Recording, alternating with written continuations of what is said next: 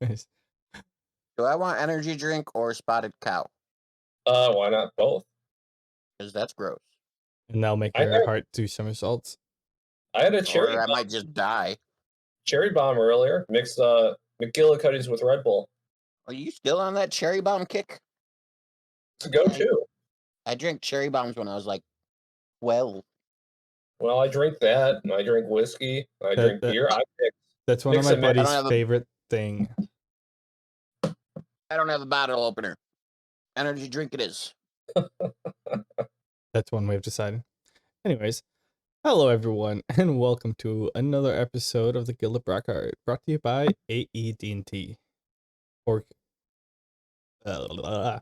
Hi, I'm Pork17, and we have Donnie Danger and Gnomeface here like normal. Hey. Well, I had Donnie Danger, but this is Donnie nonetheless. Yeah. His alias is the same as his character was. I'm Donnie. Interesting. But yeah, anyways, yeah, make sure to leave a like, subscribe, review, blah blah blah. Leave a comment, tell Gnomeface what he's doing wrong. Please do on the YouTube. That'd be hilarious You're to read. a dick also. Why is everybody a dick tonight? I'm always a dick. It's good point. 'Tis the season. I was giving too much this last week. I have to balance it out. You gotta give some of that dick energy. That's what she said. Not like Andrew Tate though. Oh yeah, thankfully he's it's just funny what's happening to him. Currently locked up. Yep. Anyways, so yeah, we are on episode 4 of season 2.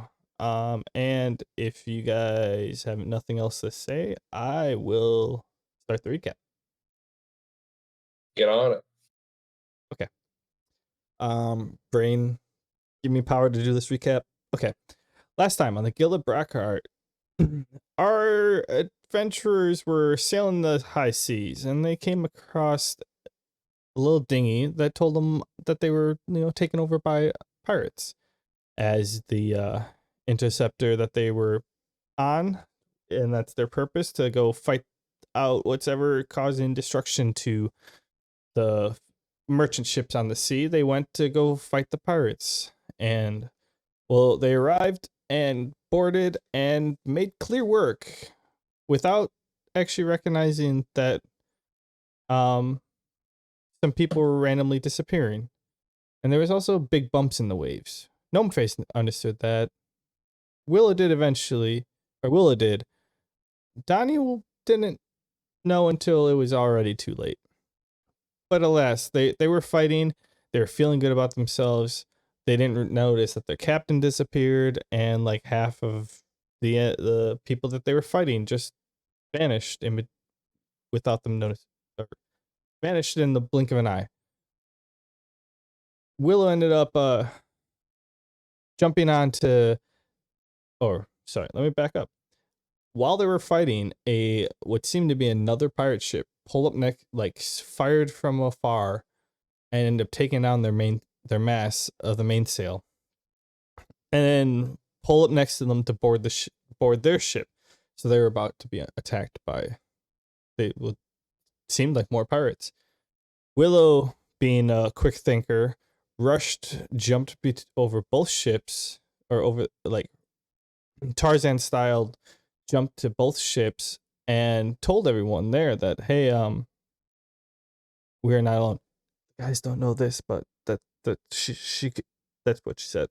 She convinced them to she said some words to them, and the crew was like, hey, we need to get the hell out of here, and they ran all to their points. She messaged the other two through the HUD and told them, yeah, you have 20, we're leaving in like 2 seconds. You better get on the ship.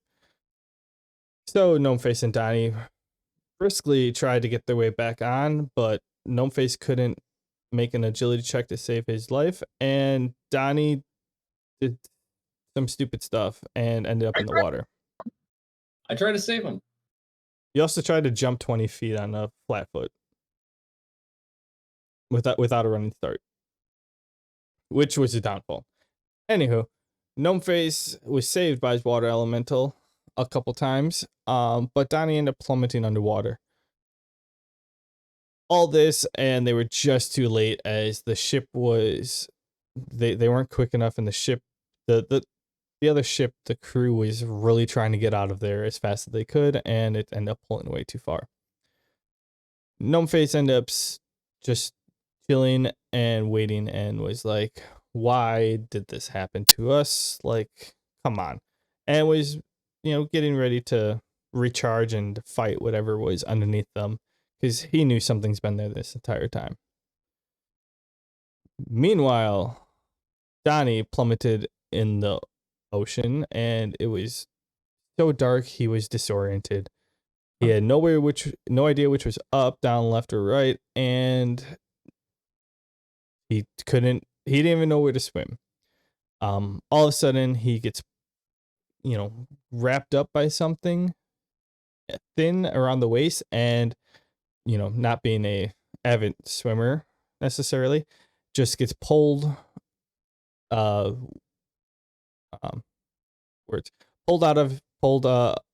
under his own doing, in a specific direction, and it very fast and very consistently. Gnomeface, while meditating, saw a little tentacle come up and kind of reaching around, seeing what it can grab, and ended up grabbing a hold of him. He tried to, cut it off and stab it, and kind of nicked it and made it a little mad. So in turn, it just swung him around like a rag doll, and then eventually just yeeted him from here to Timbuktu. Yep. I went flying. He went soaring. Picture like the cartoon where you see the star in the sky. Team. But while Gnomeface went on his, very cheap flight, Donnie Danger was brought up to where he could just barely make out the mouth and the teeth of a kraken that was surrounding him. Tentacles all around, and he knew that things weren't going to go well. And and one final hurrah, he tried to, grab his axe and just Viking style attack as the kraken just shoved it into its mouth. Went out like a hero, a champ. In a what seemed to be dying monologue, he tried to telepathically tell Gnomeface to spread the legend of Donnie Danger. And that was it. Exactly. Gnomeface, after soaring for quite a while, ended up almost belly flopping into the water, but with quick thinking, summoned his water elemental to lift up the water and softly catch him and carry him forward. We join now with Gnomeface floating in the water, a little momentum behind him, as he sees a small town on what looks like a bank off in the distance. That sounds about right. I am actually on a earthen shield, and my elemental is pulling me towards the bank. But you did catch yourself with the water.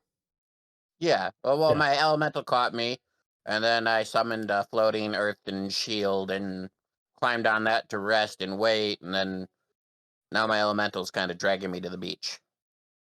Yes, that works. I didn't have to get that specific on that part. But yes, what would you like to think about / do? You're on the water. Well, You see it's not a large town at all. Nothing like Yellow Sea. It looks like a small town, but it looks like a civilization. Off in the distance, you're kind of, you get making good speed. You'll get there pretty soon. It is also, I would say, probably like 8 p.m. well, have I got a return message or confirmation from Willow that she's heading in my general direction at all, or am I not hearing from her at all? The last thing you heard from her was she's trying to convince the crew to go back, but she's having struggles So because with like that, then yeah, she told them what was happening, and I mean it wasn't like she tried. Essentially, what you're taking from it, she didn't try to leave you guys behind. It's she was at the mercy of the other people on the ship who were actually controlling the ship. I get it. No, okay, well, with her trying to get back to me, I messaged her again, and I'm like, I'm going to an island I see. Keep me informed. If I find a chance to come rescue you first, then I will do so. I also messaged her saying I believe Donnie died, though I'm sure he went out the way he always went, swinging and kicking and screaming. um. Okay, you send that.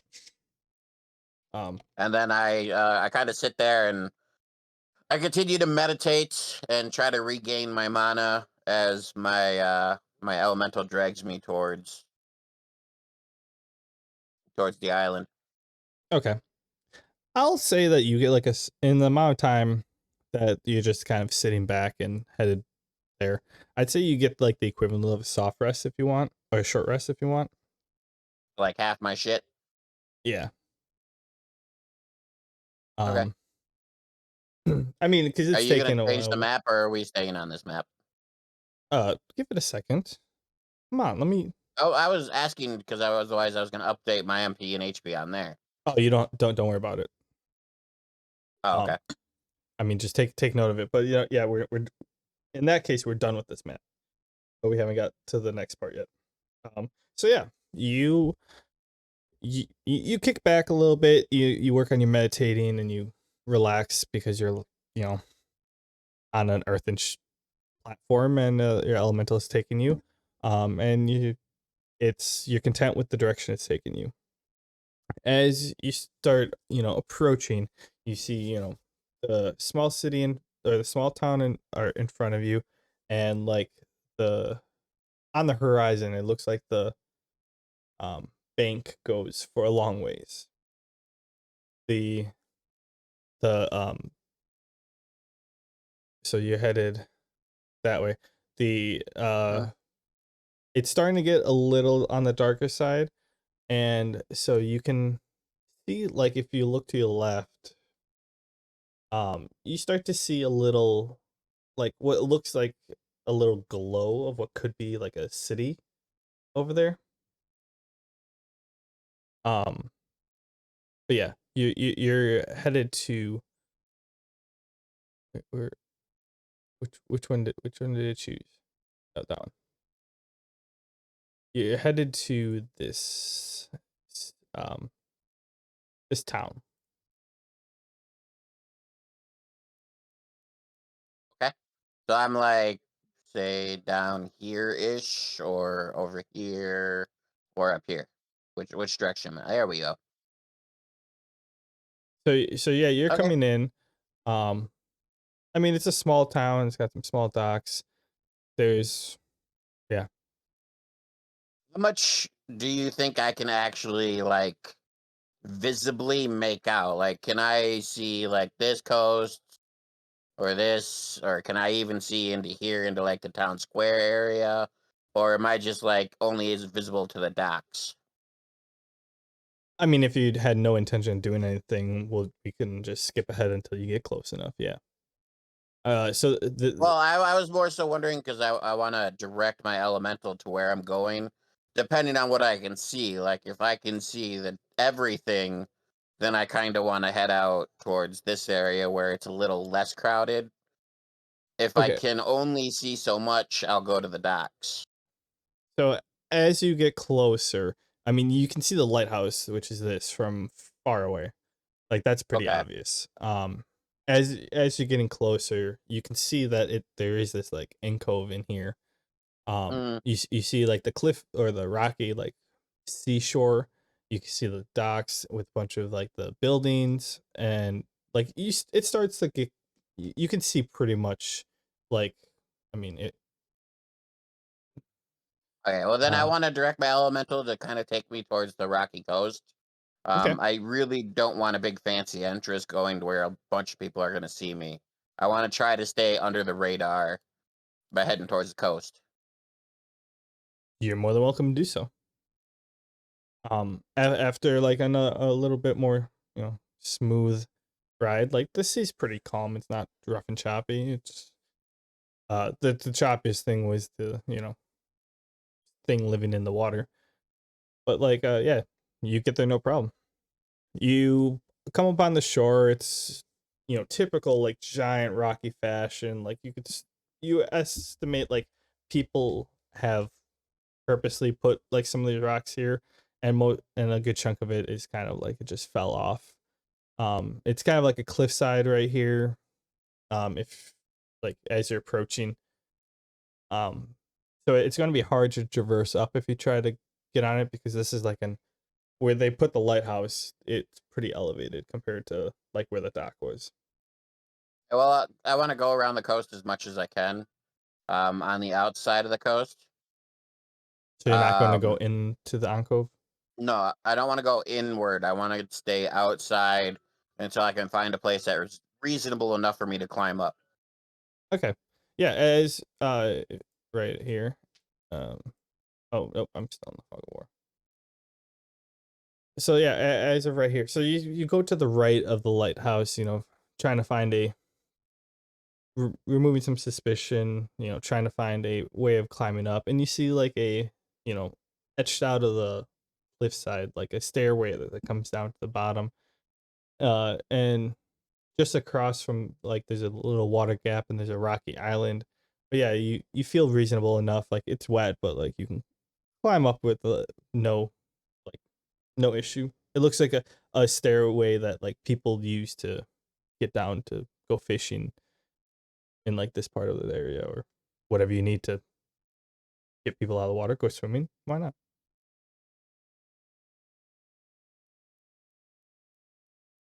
Okay. Well, once I'm up there, I kind of want to sit for a minute. Not long, just for a minute and kind of gather my bearings, straighten up my hat. You know, I sheathe my rapier, and then I kind of just casually stroll up like I belong, and just kind of start strolling through town. As I'm strolling through town, I want to keep an ear out. I want to listen, see if I can catch the name of the town, see if I can catch anything that's been going on, any prominent figures, anything like that. Just idle gossip that I'm looking to catch. You don't really there's not really much going on in the town at this time. Like it's kind of on the later side, so you see a lot of like lights on in the buildings.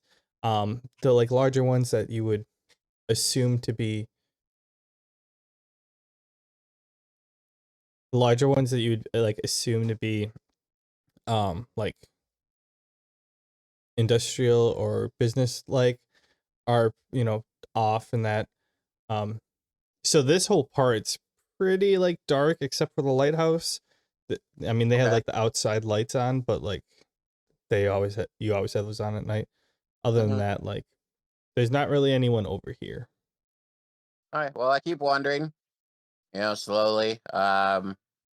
You said I did make out this while I was floating in, right? Yeah, you could see that by the time you turn to the right to go to the lighthouse. Okay. So basically, I want to wander through town until I get closer to this center square. And again, I know you said it's late, but if I hear anything, I'm keeping my ears out as I wander through town. I want to be very nonchalant. Like, I'm not looking around. I'm just walking like I know where I'm going Yeah, you as can I stop moving kind of, your character now. huh? So you can stop Okay. moving your character.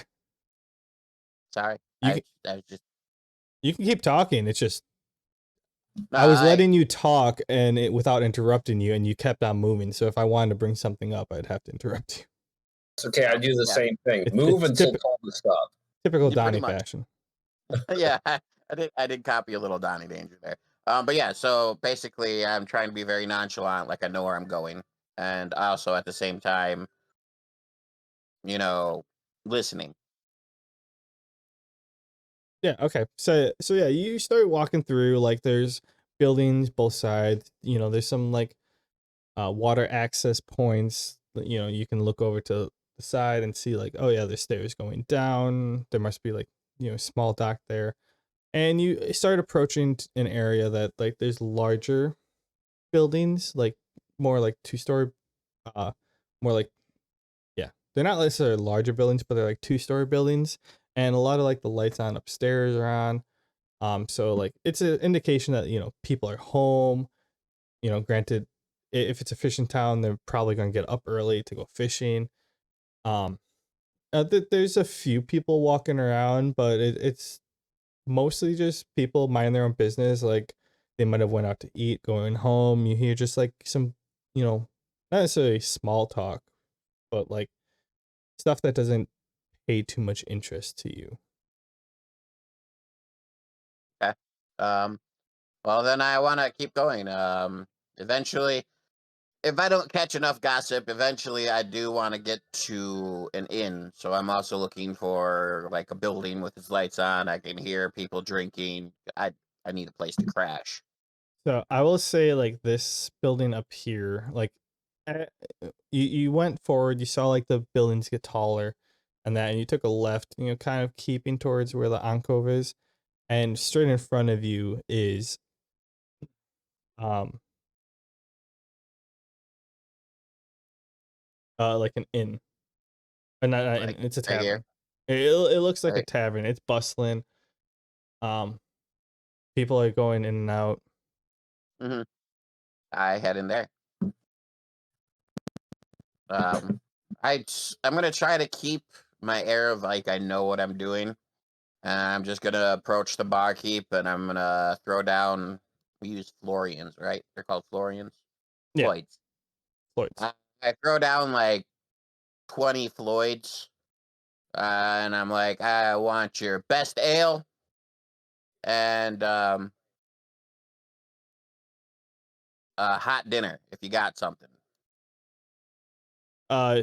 Did you go to the bar or did you go to, sorry, or the, like, pick a table? The bar itself. Oh, okay. Yeah, someone pulls, or like it takes a second and the bartender walks up and he's like, "Hey, how's it going? Um, haven't seen you around here before. What can I do for you?" I go, I'm looking for your best ale and a hot meal. And yeah, I'm new to the parts. Just came in. Haven't really heard much about the town itself, but I'm hoping to get some information while I'm eating. Certainly. Here, one second. Let me. And he takes a couple steps, grabs you a menu, hands it to you. And he's like, "Let me go grab the ale while you're looking at the menu." And he, walks on off and goes to pour a pint. I'm not Um, don't have a name for this place 'cause I realized it was a place like last second, but like I mean it has some soups, it has a lot of fish stuff on it, like fish meals, like fried fish, deep or baked, um a bunch of like uh it's a lot of like variations of like um fish, some breads, and uh what would it similar now be like fish breads and asparagus or Brussels sprouts or something, like some veggies that work well nearby. And um I'd say the price of each is about like 15 Floyds. so the 20 I threw down should be enough for beer and food. uh you have an idea, you're thinking that it should be good for now. So when he comes back with my ale, I give him the 20 Floyds. I order the local fish dish with a side of veggies. I go, I could use eating some fish. I just had a rough run in with a sea critter. I could get some revenge on my meal here. I say with a lighthearted giggle. uh the bartender kind of chuckles as he hands you your ale and he's like, "Oh yeah, I mean, careful with that. That's what a lot of these guys say. But like, just you know, if something big out there got you, this little fish isn't even on there. This little fish isn't even a snack for them. So I mean, to each their own. But yeah, you can good luck with your revenge. That'd be 20 Floyds, please. I give him the 20. I give him the 20 Floyd. But I kind of look down when he says that, and I kind of go into a little bit of a morose mood, and I go, I know he ate somebody who was actually really fucking big, and also pretty fucking stupid. And I kind of just pout as I drink my beer. Like, oh, sorry to hear that, young man. Well, what kind of a creature did you see out there? I kind of look around, and I find no reason to lie to these folks. So the bartender particularly, but no reason to hide myself. And I go, I honestly don't know. All I know is my friend got sucked under, sent me a message right before he died, and I got thrown I don't know how far by a big ass fucking tentacle. Meta-wise, technically, you didn't get a message. He sent me a message right before he died, No, like our private messaging. did you? I thought that was No. just in Yeah, his head. That no, was kind of in he's my head. That was my will. That was like, hopefully, oh, if the UI is advanced enough, it can send this vibe Gnomeface's way, because I don't have time to do that while swinging my sword. I I thought you were actually sending the message. was to say he only thought it. He was trying to tell you it telepathically instead of It, as it he's was, getting swallowed. He instead of sending you. it was like me trying to cast my will through space and time or something like that. Like, I had no reason to believe it would work. It was just me hoping beyond hope that you would know what I wanted. Well, your character is a doofus who would have forgotten the simple fact that we can private message each other, so that makes sense. Yeah, I suppose. That's you got him there. Um, yeah, no, I believe my friend got eaten. He didn't resurface, but I got thrown by a giant ass tentacle. I don't know how far, and now I'm here.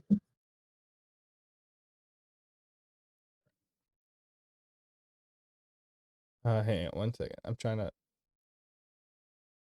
make this bigger.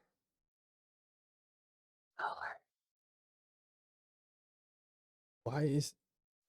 Oh my god! You're just gone. That's change the text beforehand. Breaking now. Everything. What is happening? He goes, oh, I'm heavy hearted on hearing that. I'm so sorry for that. Yeah, not the first one that I've heard to fall to a monster in the depths. Tentacle, you say, and he kind of like he's taken aback by that mention. Yeah, big ass fucking tentacle. Ooh. I've heard stories that one of those was out there.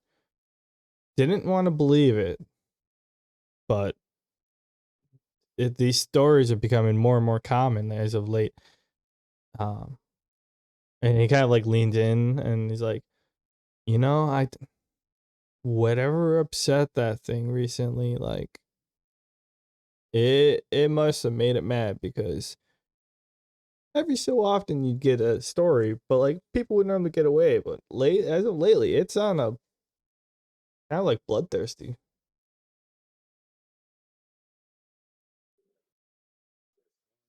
So I kind of raise an eyebrow at that, and I'm like, you know of this creature? Do you know where it makes birth, or where its home is? I'm gonna go with where its home is. I'm not a sailor.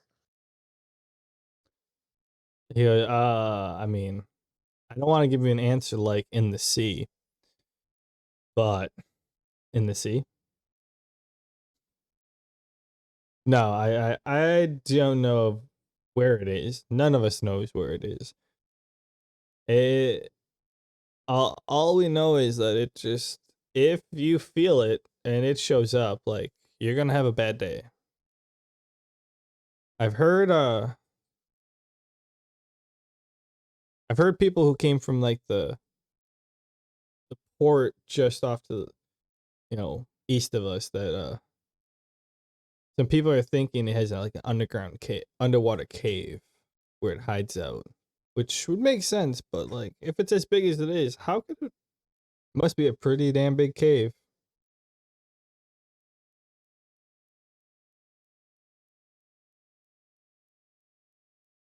Well, I'll find it one day. I don't think I'm ready to face it now, but I will find it one day. If you decide to go on this fool's run, I give you the best. It's that's a death wish right there. Well, And I'll have to find a party who's stronger than I am. so as he's saying, that's death wish, he kind of like turns around and grabs a bottle from like one of the shelves, comes back to you, and pours two little shots of it. As you say that one or that line, he's like, "Well, here. Cheers to your life, and sorry for what happened. I hope he didn't feel pain on the way out, and a blessing for you to, regain yourself." And he shakes his head, just like, and just good luck with this death wish. I take it and I cheers him and I shoot it back and I go, I don't plan on doing this anytime soon. I know I would die if I were to chase after him now. I will grind and I will strengthen myself, and when I face this beast next, he will fear my sword and my magic.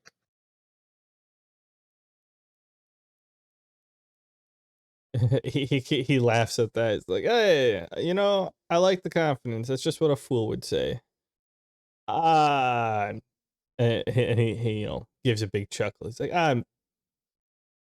honestly, I wish you the best. But well, I hope you I hope you got here safely enough, and I see that you're, not collapsed, which is better than half the people that show up here. Um, but yeah, welcome to Ranvu. If you hadn't talked, or and if there's anything I can do for you, let me know.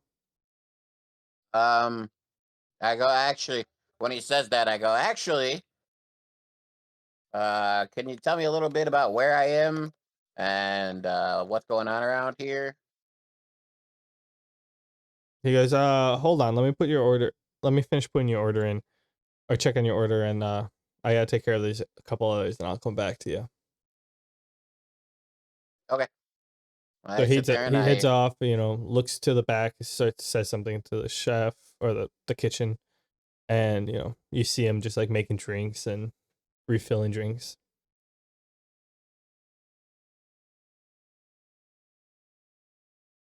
kind of nurse my ale. Um, drink slowly. I don't want to get drunk. I do actually want to collect information. So I slowly nurse my ale and wait for him to return with my food. While I'm doing that, I also think of like a couple questions I want to ask him and try to get some general information. And at the same time, I also want to keep my ears open to the local chatter. You know, drunk people that gossip. That's a lot. Yeah, I know. It all came into my head and it all just spilled out. Um. Okay, roll a d20 for the chatter that you hear. What am I rolling? Just regular D20 or perception? What's your perception modifier? Wisdom? That's what you Um. use, isn't it? Yeah. What is it? Like +4? +5. Oh, well. for whatever percentage of your brain that you're gonna put into effort on listening to them, you can give yourself that much modifier. Okay. I mean, you hear mostly like this is a little. You hear mostly talk about fishing. You hear like a couple talks about like the city to the east. You know, just events that are going on there or soon. I think you heard or you also heard of like a a ship being taken over by pirates, but then they just let him go because they realized it was just a fishing ship. They took the food and like, all right, you're fine. So that's all you really hear.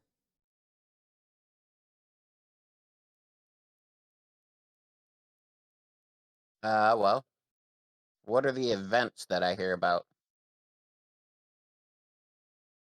I mean, you can't make out specifically what they are, but I mean, you hear like there's a big event going on in the city next, like down the road.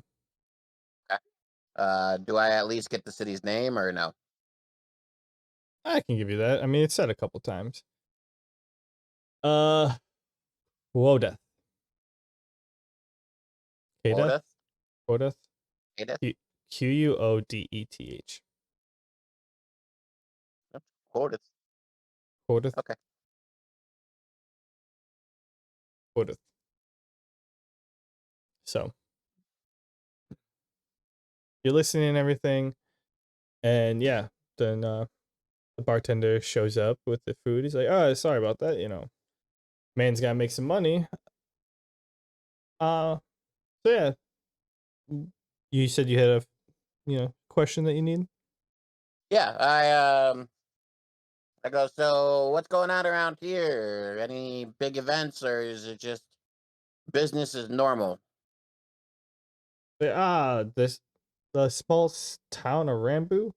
We don't have events and stuff. Like, if anyone's throwing an event, they go to Quodeth. That's just to the east. We're I just want to reword that. huh? I want to reword that. I didn't mean events.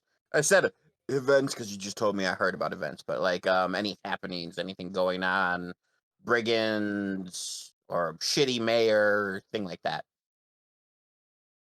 Oh, he's like, yeah, no. I mean, all we are is a small fishing town. Like, people come in, or the people who live here literally spend their entire time on the water.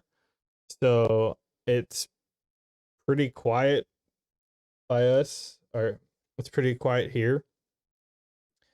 Um, during the day, or I mean, people go out in the morning, they come back for lunch, they go back out, and they come back for dinner, and then they do the same thing. After that, we don't really get many travelers because they if anyone's traveling across the sea, they roll into Kodath because we just don't have the proper size docks for all those people. Yeah, it's just we're kind of like a small community. Nothing really going on. Nothing Okay. that's. I mean, he's like nothing. I mean, nothing that would be alarming Gnomeface or anything. Gnomeface nods along. As he sits there and drinks, I kind of nod along and I eat my food as he's talking. When he's done, I go, do you know of the kingdom of Brockheart? Uh, Brockheart. Brockheart.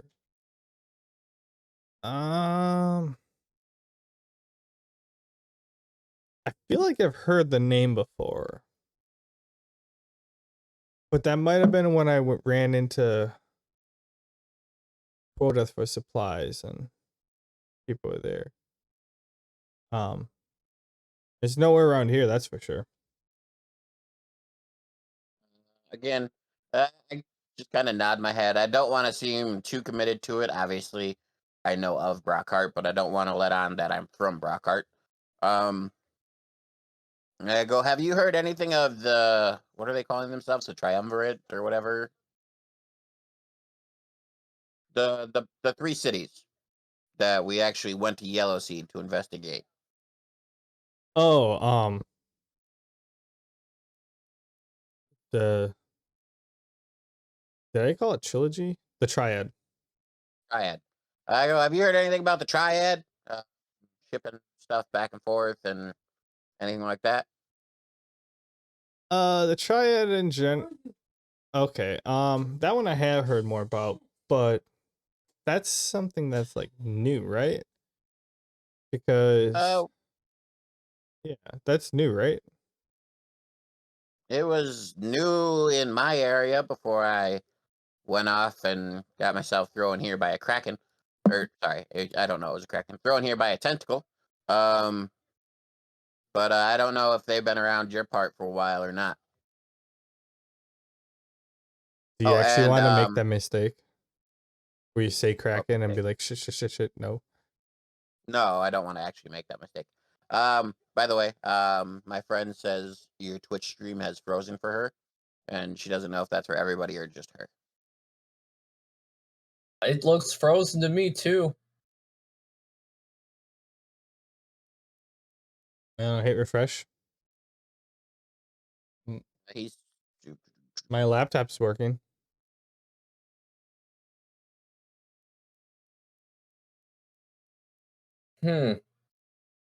Choppy, but it's moving again. Well, that's because mine's not your frozen. internet is doo doo. Mine's not frozen, but I told her I would ask, so I asked. Yeah. Good Anyway, looking. no, like I said, I don't want to make that mistake. I want to say tentacle. I was thrown here by a tentacle. But yeah, they're relatively new in my area as well, but I didn't know if they have been here yet or not. Yeah.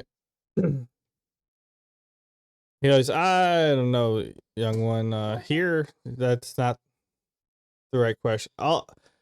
These questions you might have better luck if you go to Kodath, because, like I said, all we are a fishing village. People go out get stuff. I would love to be more help, but like, it sounds like what you're talking about. Like, if it sounds like it's pretty large or city or whatever. Um, the Kodath next to the east. That's the one that they do all the shipping for the nearby area. Like if I need supplies, I go there. If they need supplies, they ship it in from across the sea or somewhere else. Like I so nod my I'd head and love I to go, give you more information, but honestly, like yeah, I'm just I don't really know too much about beyond the sea or I nod my head to mountains. him again and I go, well, thank you for your information, sir. Seems like you are pointing me in the direction of Quotath, and I think I shall take your advice. Is there a caravan that leaves in the morning, or am I on my own for travel? Nah, you're on your own. You can always see if there's some people at the gates. You know, everyone around here is pretty friendly. I mean, we're most of the time it's just people like people running to town together. So if you check it, I think there's like a stable out just as you reach the end of town. They might have some horses. I know most of them there are for the people who live in the city, I like mine. But that's just we have to run to the big city to get some supplies. But they might have a few that they uh they go back and forth. But I kind of look at him. I was like, "Are you traveling tomorrow? You keep saying you head there for supplies. So if you're making the case, I am an adventurer, and I would be more than willing to accompany you and to help protect your caravan. You just have to lead me in the right direction." yeah, oh no, I just actually went and got supplies yesterday. I'm good for the weekend. Oh damn. Uh, okay, well then, how much for a room, good sir? And I guess I shall head out in the morning. He goes like, we don't actually, we're not an inn. We're just a bar with a, all around here we have like two bars, and then if you go in the through the doors in the middle, like there's a nice patio that you can sit outside on a good day. Um, but if you want the inn, you're gonna have to go down, go out, go down to the right, go past the city square, as he says in the quotation marks, like the just it's the it leads to the main port or main set of docks in the alcove, and then it leads to like the community hall. And if you go past that, the inn is, it's like a triangle-ish building right over there.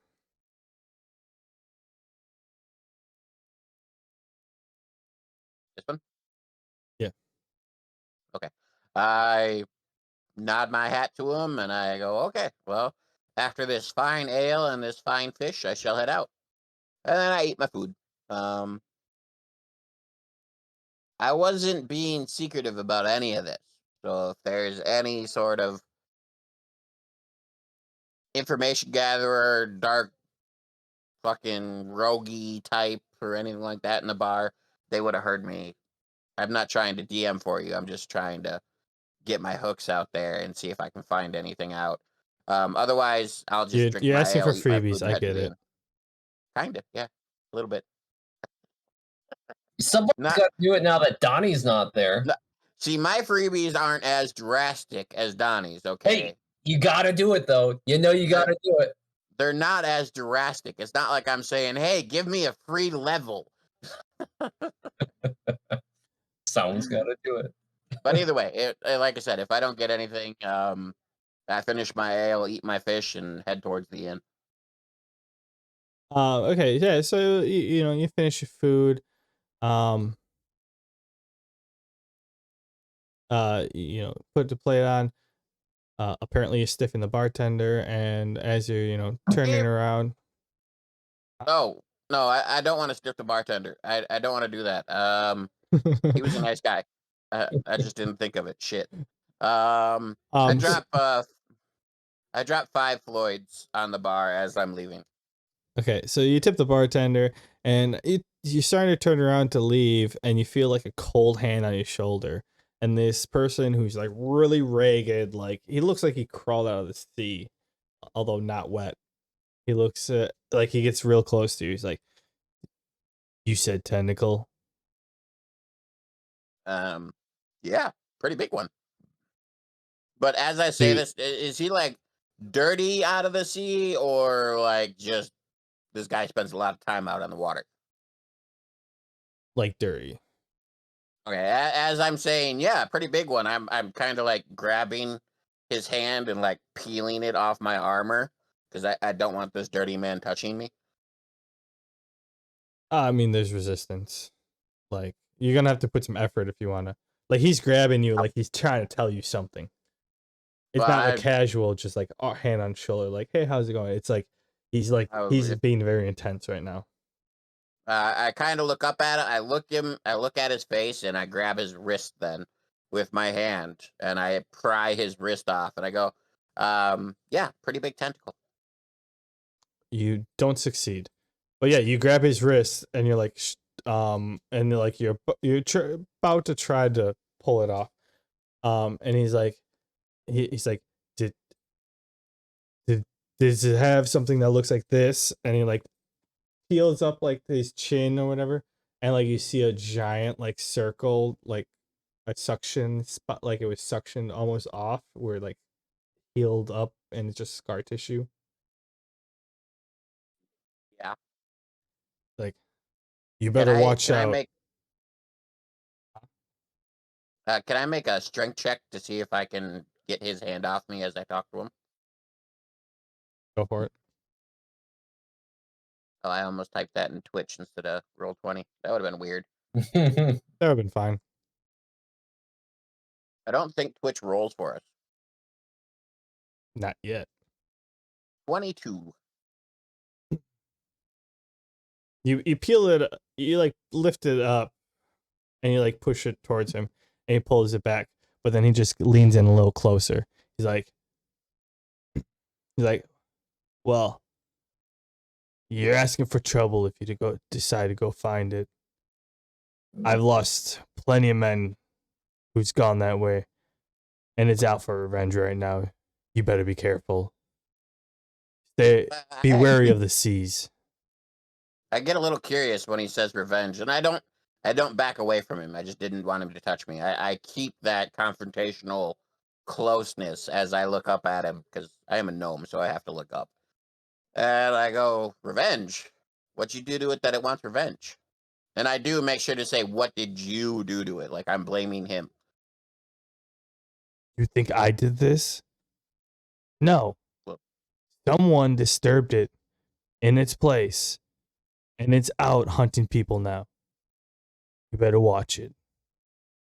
If you try to find it, you better kill the person who was there before you. And at that, he starts walking away.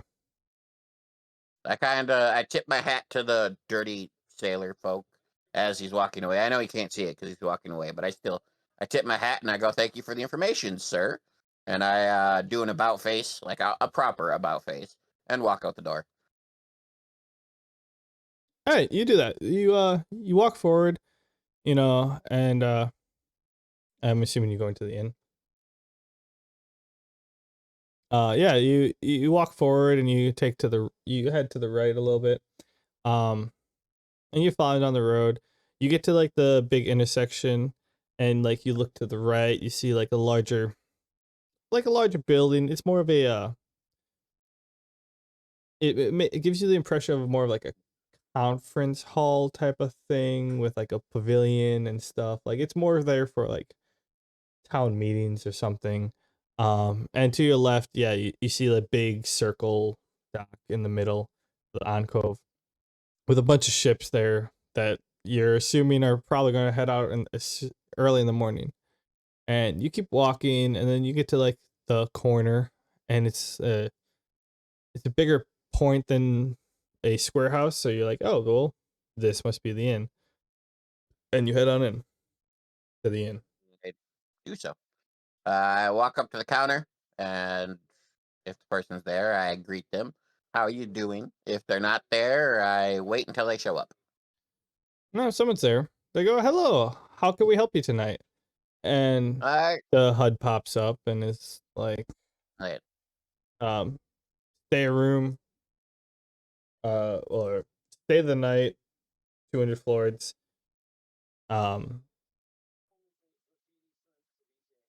Shit, what is it? Or ask a question. I click stay the night, and I drop 200 Floyds. She goes, welcome. We'd be happy to have you. We have a clean room up in 232. That'd be 200 Floyds, please. I go, is there a shower or a bath? As I give her 200 Floyds. I need to wash the sea off of me. She laughs. Ah, yes. Accommodations are, in the corner of the building. They're she looks at your room. She's like, you walk out of your room, you take a left, and at the corner, there's the giant bathroom right there. I go, thank you kindly, ma'am.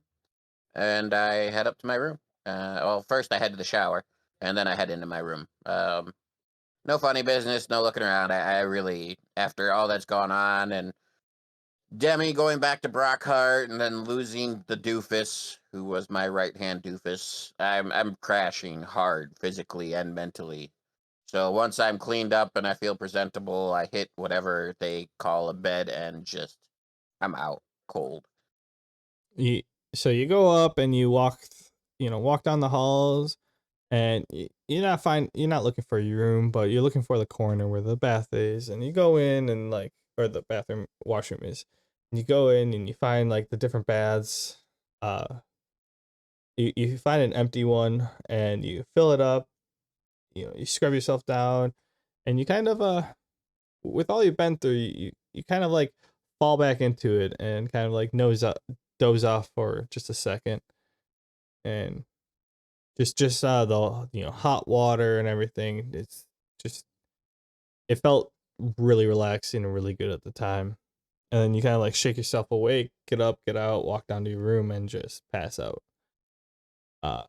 You wake up the next morning feeling kind of like refreshed but exhausted, just because of it's a long day, but like, or kind of like groggy because you were that exhausted the day before. Okay. Yeah. Okay. Sorry, I kind of zoned for that last little second. I got in the shower and then I got into my room, or no? Yeah, you passed out in the tub because it was so warm and relaxing, and then you went to your bed. Yeah. You woke up a little groggy, but well rested because you Okay. were um you were so, like exhausted yesterday, so you woke up a little groggy, Yeah. as one Okay, does. that's fine. Yeah, get it. I redonned my armor. I'm not going in my formal clothes. I'm going in my armor. Though I didn't put on my helmet, I keep on my big hat. Head back down, and I nod to the innkeeper. I go, thank you for the accommodations. The bath was lovely. And then I head out and I go to the gate, which I'm guess is it here? Yeah, pretty much. So should I so long? Thank you for your patronage and have a nice day. Yeah, Head to the gate. you make your way to the gate. You know, it's pretty close actually to where you are. There, you do see the stable at um the barkeep was talking about, just off to your left. That's just before the gate. Honestly, um,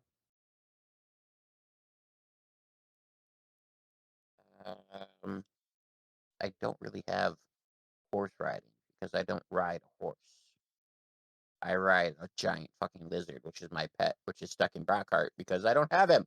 Um, It's in Yellow Sea. is he in yellow? Oh yeah, we rode him in Yellow Sea. Yeah, he's stuck in Yellow Sea. Well, actually, I would assume you can say this doesn't happen if you want, but I would assume that Demi would have ridden him back to Brockheart That is because an she had to option. go back to Brockheart. So I would assume that. But either way, I don't know because I don't have horse riding because I've never ridden a horse. And I'm actually sticking to my character. I would be a little nervous getting on a horse because I am a gnome. So I look around for any caravans, any people who might be traveling that I could potentially sell myself off as a guard where I could ride in the caravan.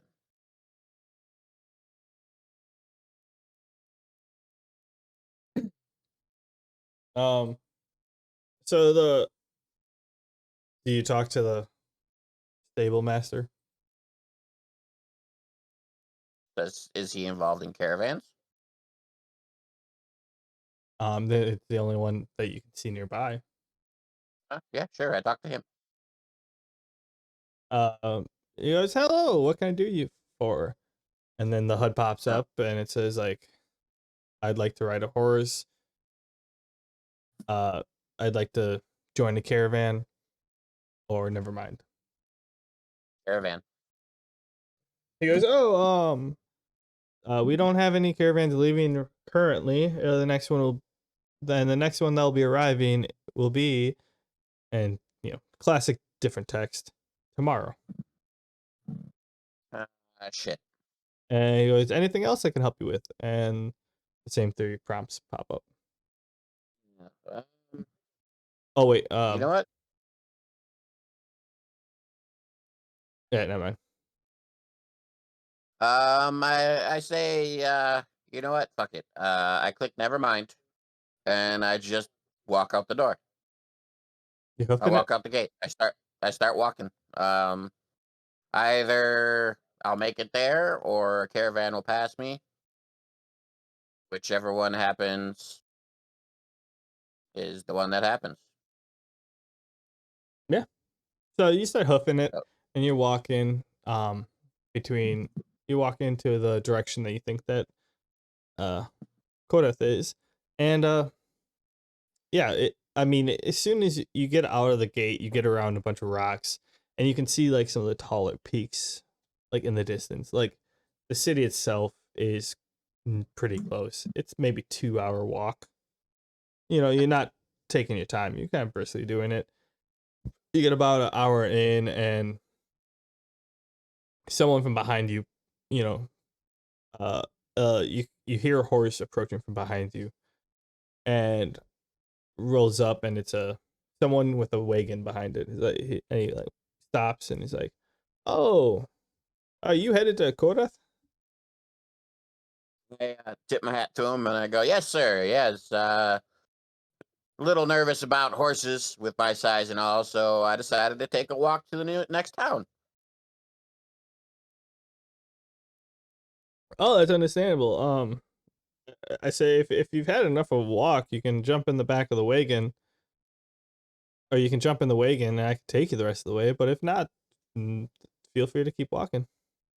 I go, much appreciated, sir. Much appreciated. And I jump in the back of his wagon. One thing though, like stealthily, for this man's kindness, I want to drop like 100 Floyds in the back of his wagon. Are you gonna like use a little pouch? Yeah, or stick it in like a crevice or something or whatever he's got back here. Just 100 Floyds, just kind of snuck in. Okay, you do that.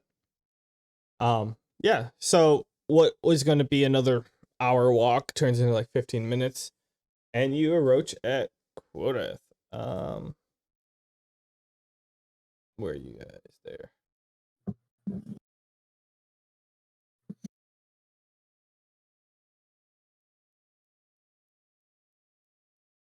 So you're right there, right? Oh no, actually, you'd be up here. Do you see it? Yeah, I'm down here. Yep. Hey, we clicked the exact same spot. I'm at the Sark. Yes.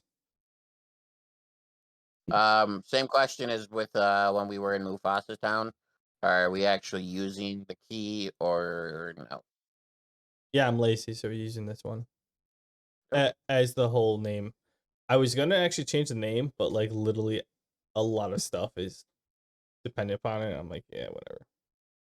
Yeah, Cool with whatever me. the key is what it is. Okay. Um, Well, I jump out of the back of the van, the back of the caravan as he's pulling up to the gate, and I tip my hat to the old man again, and I kind of start walking towards the gate. I mean, he's going into the city. If you want to ride him, right along I, with. I, I want to walk into the city. Oh, okay. I jumped out for that purpose. I want to walk into the city. I want to be able to see everything around me. All right, you do so. Yeah, you jump out. You thank the man for the ride, and um, uh, and you head into the city. Like this city is it's pretty large. It gives you a very much similar feeling to Yellow Seed. Tall buildings, quite large. I mean, there's a river and stuff. Like it's very, it's you could tell it's a port city. What are you choosing to do here? Um, Similar to when I arrived at I already forgot the name of the last town. Rendezvous. I'm gonna just keep walking. Um, as I'm walking, I want to listen. Listen for the same basic things: name of the mayor, anything that really sticks out, like big crazy shit. Any big rumors. As I'm walking, I also want to keep an eye out for what would essentially be like a town hall or a mayor's area, so that I can go somewhere official to talk to an official. Roll a d20 and I'll give you information depending upon how much information I give you depending upon it. A 9, so very little. All right. So you know that the High Temple of Ishtar, which is number 25. It's on the east side of town. Or that one is that's the large religious building. And you know the Sapphire Palace. Is that the one? Oh no, Palace of 1,000 Doors is what you hear to be. Oh, what the fuck is? No. Yeah, the Sapphire Palace is what you hear to be like the leading palace of this town city. You get the impression that they're in charge. Gotcha. It's a pretty big city, so I think it's gonna take me a while to walk it. From wherever I hear the gossip about the Sapphire Palace, I want to stop and ask them, like, hey, how do I get to the Sapphire Palace? I'm new to town and I'm looking for whoever's in charge so I could talk to them. All right, I'll say you get about here. So you make your way quite a bit south. Let me draw that arrow before I forget. Oh wait, there's one there. Yeah, that's wrong. That's east.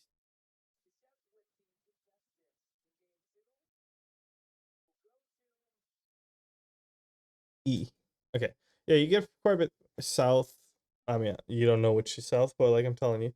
And yeah, you ask them, you hear something and you disturb them, or you chime in, you're like, hey, how would I get there? Blah blah blah. And they go to you, they're like, oh yeah, you go up the 1 block forward, and where the path comes in from the gate, you take that across the river. You have to get to the east side of town. So you can either jump to the middle island, or you can you go farther up? Yeah. Yeah, you have to jump to the middle island and then go north. If you hit the bazaar, the Grand Bazaar, just go east again. But yeah, it's once you travel, it's northeast of the middle island. Based on your directions, that would actually be southeast. Yes. Okay, so I do that. I start Hey, it's walking. not my directions, it's the people in the city. And No, I I'm mean my your NPC. directions, as in this little line you put here, saying that to the left is east. That would make up south and down north. Yeah, I said east of the bazaar. Yeah, but you said north of the main island or instead of south. Oh, oops. Yeah, that one's my bad. Um, Do you want me to yeah, turn I the head entire that way. thing over? Flip it upside down. No, it's fine. I head that way. If I need to stop, let me know. Otherwise, I'm just gonna move my character. No. Are you listening for stuff, or you just kind of head No, forward and go? at this point I'm just heading forward. I want to talk to an official, see if I can figure out the going ons around me, even if it's officially lie going ons, and see what it would take to get back to Brockheart. Like, I have no investment in wherever the fuck I'm stuck. So I want to get back to Brockheart or find Willow. Um, so I'm just heading to where I can at least get an answer on where I'm at and what I need to do to get back to my hometown. So I Okay, head straight for the you Sapphire don't get Palace. that far. You get Okay. to here. This all part is gated off. And so you like walk up, you walk to the gate, and you someone like one of the guards meets you, and they're like, "Hey, welcome to the Sapphire Palace. How can we help you?" I tip my hat to him and I go, I'm new to town, no, new to the whole area, and I'm looking for some information on where I'm at and the going ons, so I can get back to where I need to be. Yeah, all right. Um, and he lets you in, and he walks you over to, like, I think the quartermaster is the proper name, but it's someone like in charge of. You can tell that they're in charge of something. Like they delegate assignments out, in terms of like the city. But you think it's mostly with the guards or whatever. But like he brings you, he's like, hey, here's someone new. Um, they have some questions about where they are, and the guard walks away. And so the woman stands up and she walks around and she's like, all right, she like she says hi and she's like, okay, you had some questions on like where to go, or you just arrived to town but you don't know how to leave. I'm curious. I again, I hold my hand out for her to shake, and I go, "Hi, name's Gnomeface. I'm new to the area, and I'm looking to get back to Brockheart. How about do I do that?" Oh, hello, Gnomeface. Nice to meet you. Brockheart, you say? Yeah, that's quite a ways away. You've traveled pretty far. Not by Um, choice. I say with a small laugh. she she chuckles. She, yeah, yeah, I know how that is. I showed up here one day and I'm still here. So, and she kind of laughs and she's like, well, we don't have anything going directly to Brockheart. I'm pretty sure it's an inner city. Um, I mean, the best we can do for you, or your best bet would be probably taking a uh jumping on a cargo ship and or like a passenger ship and headed to Yellow Seed. I think only cargo really goes to Yellow Seed. The passenger ships are every so often. Um, the passenger ships, generally don't go across the middle of the sea. The cargo ships do a little more. Okay. Cargo ships. But she's like, yeah, I think the Yellow Seed is pretty close, is it not? Yes, yes. I should be able to navigate my way home from Yellow Seed. That's very good information. Thank you. Do you schedule any of these, or do I need to see a dockmaster to see about getting myself aboard one of these ships? Oh yeah, you need to go see the portmaster. They control ships going in and out.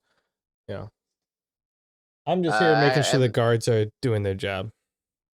understandable, miss. Also, two more quick questions. Hi, Chip. Hi, puppers. Question number one, just in case I have to stay in town for a couple days waiting for my ship to arrive or depart, depending. Where would you suggest a man of not modest but not really great amounts of money would stay? As well as, do you guys happen to have a job board or anything like that to where I could probably pick up a few quests, depending again on how long I am in the area? She goes, yeah, I'd say if you go to like Old Cordeth, it's the like the middle island. You probably passed it on your way here, depending on which way you came in. But the the is it 19? The missing dais. Shows Yep. that's a wait, no, 20. Which one am I looking for? Golden Citadel of Mithra is 20. The Missing Dias is 19. I doubt the Citadel of Mithra is an inn.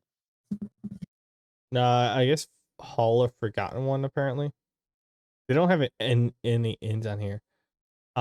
But you can which essentially what you're saying is like this like plaza on the Old Quotath. That's where like I mean you have the bazaar, which is a whole bunch of shops, but this is like where community like a more of a community driven thing. Like people that go there to help others.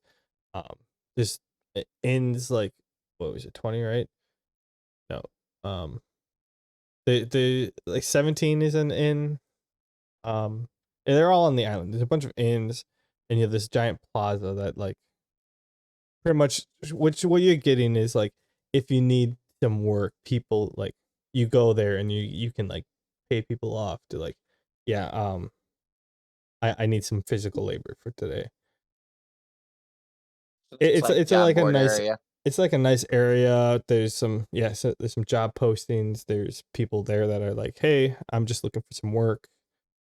Okay. It's known to be the place that people go for either work or to hire for hired help. Okay. And the inn, 17. 17. Okay. I mean, yeah, Perfect. there's that's a specific one, but yeah, there'll be random ins there. Okay. Sounds good. Um, I go, perfect. Sounds good. I nod my head and I say thank you to her, and I give her one final handshake, and I pass the bazaar on my way here. About what time would you say it is? Like midday ish? I mean, you left right away. I'd say yeah, you woke up at 8 and then traveling an hour and 15 minutes into town to travel all across town. Yeah, I'd say Mm-hmm. about noonish. Okay, so I want to head to. Well, I have to head through the bazaar in order to get back.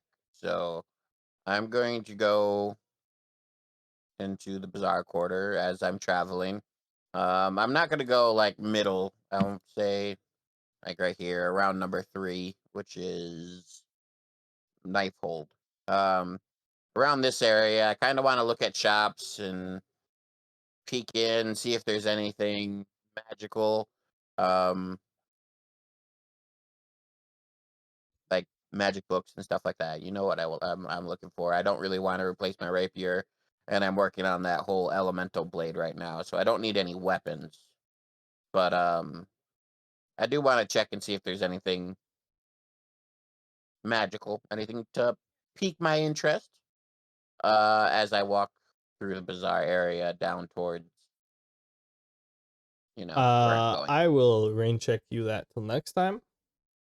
Okay, that's fine. You do find stuff, but like I have not thought of. I'm not ready to answer that question. Understand. Then I will head directly to my inn first. No, actually, no, not my inn. Dockmaster. Where would I find the Dockmaster? I'm sure she told me where to find him. That's over like it's Stone K over here. It's the Okay. northmost island, northeast island. Um, as you approach that island, you see like you can barely. It's really flat. It's full of cargo, and like you can see like looking on both sides, there's just ports like piers all the way around. Like you can tell people that like show up, come here, and then everything gets distributed out, or everything is secure if it's leaving the city on the water.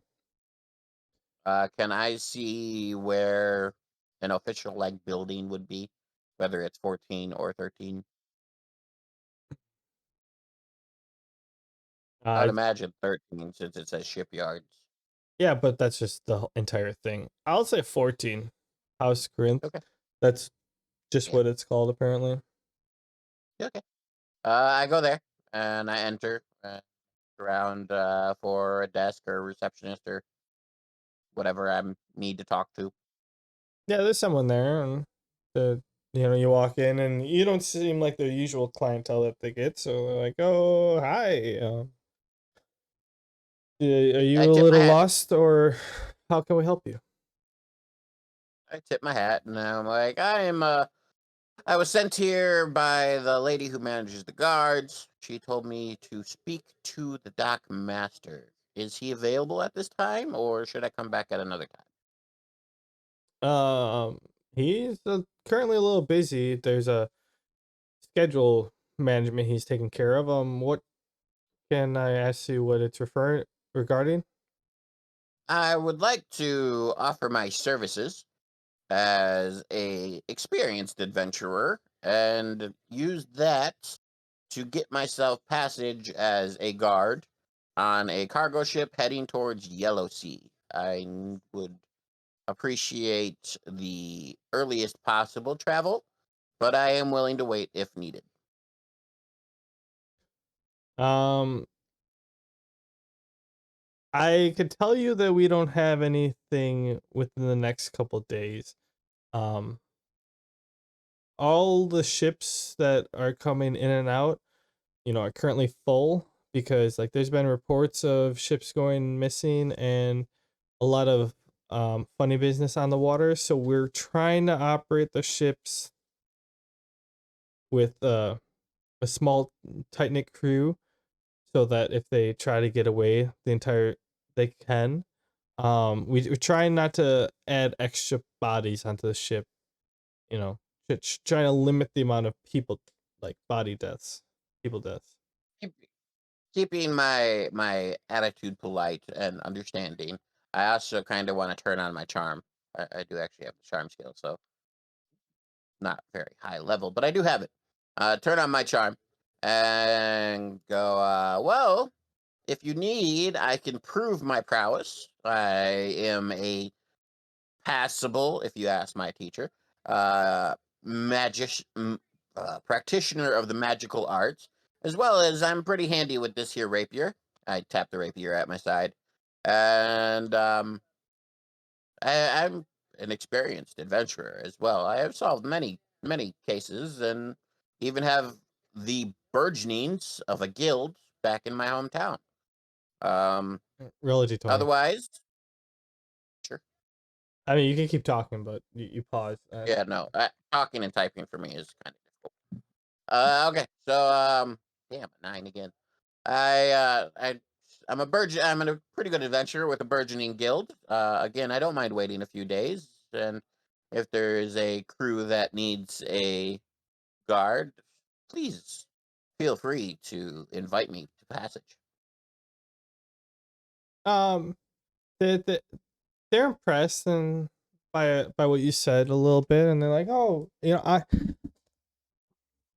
I understand. I'm 100% sure that you're more than capable of protecting a ship, but I do have to ask, can you work a ship? Alas, no. The last ship I was accompanying on, I was solely guard duty. I only worked my magic and my sword to defend from pirates. I did not actually work the ship itself, though I can man a station and practice healing magic. I did that on the last ship as well. Well, therein lies the issue. Like, unless you're able to guard and work the ship as proficiently as the people who are on the ships that are arriving and leaving, like there's no opportunities for at least the next couple days. As I said, like we're trying to limit the amount of people on the ships, and unless you can do both, like you're not available to be on the ship. As I kind of hold up my hands. As I stated, I am well comfortable with waiting a few days. I just want to put my hat in the ring for if there are any openings so that I can you can reach me. I will be staying at the local, at a local inn over on Old Quodeth. You can always reach me or find me. I will also be taking several jobs around town. My name is Gnomeface. Anybody can reach out to me, and I stick out pretty well. And just let me know as soon as you're ready. So the sooner I am home, the better. Shares, Having a I will really keep. I'll make a note of it. But like I can't guarantee anything as of this time. I'm sorry, but I, I'll having a keep you in really mind. hard time talking proper. My words keep slipping in my mouth while I try to talk proper. That's fine. But That's so you end up leaving the place, and you're a little upset, and you're like, "Well, I was hoping for a little better outcome." Um, and are you headed to the inn? Yep. Or you headed Now to I'm gonna like the head to job the board? inn. No, inn first. I want to book my room for at least 3 nights to make sure I have a room before it gets too late and the inn gets booked up. So I head over and I want to go to the inn and find the innkeeper. Okay, so you walk in, and it's a pretty modest place. You walked up; it's a couple stories tall. You walk in, and this receptionist right there, and they're like, hello, how can I help you? And the pop up comes up, and it's like, it says, I'd like to book a room. Are there any jobs nearby, or never mind? Book room. And I want to put in for 3 nights. And they're like, all right, it is 400 Floyds a night. How many nights would you like? City. 3, Huh? please. Oh. 3, please. Highway robbery. It's a big city. Highway robbery. That's what it is. Okay. She's like, well, that'll be 1,200 Floyds. I hand it over. I keep my smile on my face, even though on the inside I'm like, you guys, my girlfriend's mom runs an inn, and I know it's not that expensive. But I don't say that. I keep the smile on my face and hand her the money. She says, well, thanks very much. Here's your key, and I hope you have a pleasure staying with us. If you need any help, let us know.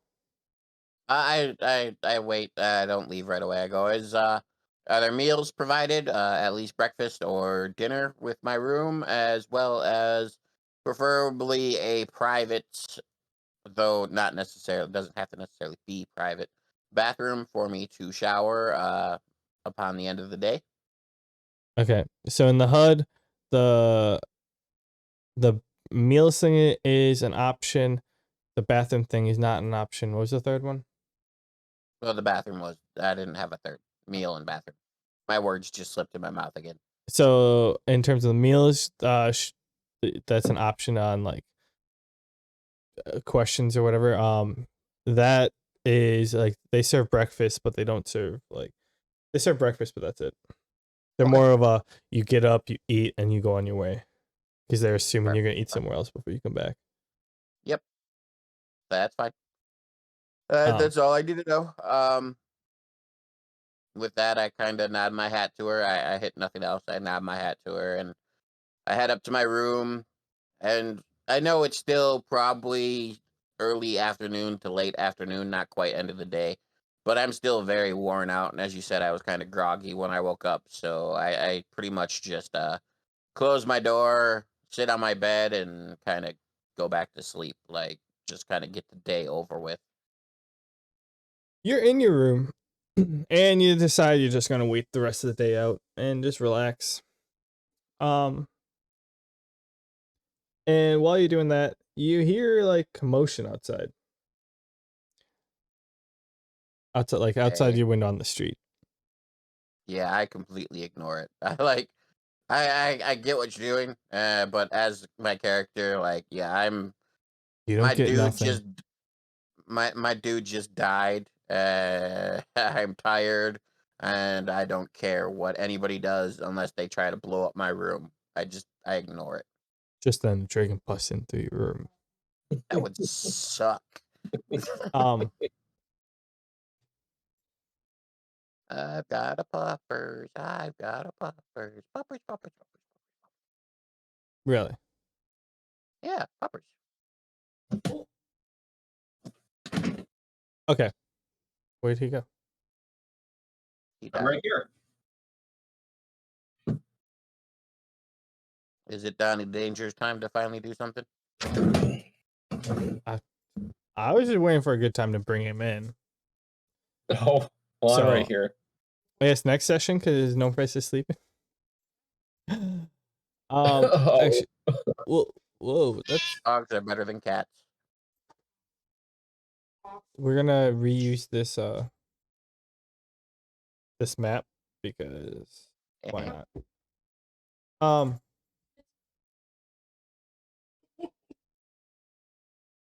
Just so you know, dogs are so much better than cats. It's what everybody says before they live with a cat. I've lived with cats. Have you lived with a cat you liked? I don't like any cat. There you go. You just All gotta pick cats. the right one. All cats are evil. Look at those two. Dogs are better. Aw. See, told you, dogs are better. That is proof right there that dogs are better. Yeah, Okay. this cat's acting exactly like a dog. All right. Donnie, Yeah. I don't have a picture for you. I have one. You want to drop it in? Yeah. Oh, not letting me drop it.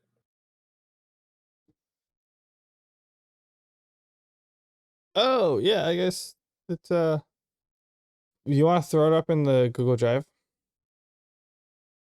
Yeah, I'll do that. Let me get right on that. I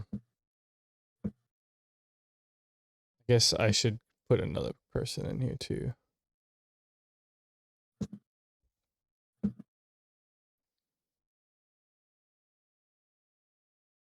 Just because I want to. So you're actually in that plaza that we were looking at beforehand. The one with all the job boards. You and your two companions are you're in there, you're kind of mediating a fight.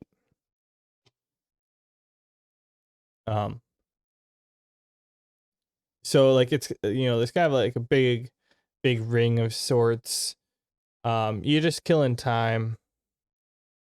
And where's the picture I was looking for?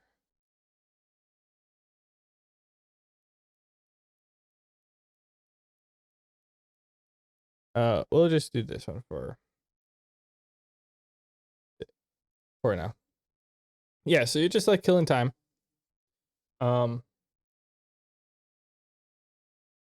And all right, imagine he doesn't have a sword. And yeah, so like there's a big ring, and you and your knight friends are like the refs. Mostly you. Did you upload it yet? I'm working on it. I'm not very good at this stuff. I'm trying to copy. No, that's not it. Maybe if you weren't distracted by the evil cat. You can just click and drag it if you open up the folder with the character sheet. The character sheet folder. Okay, hold on. Let me try that. Yeah. Yeah, I'll go to that. you have that page open, and then you open up the Explorer, and then you can just click and drag it into that, and it'll automatically upload it. Puppers.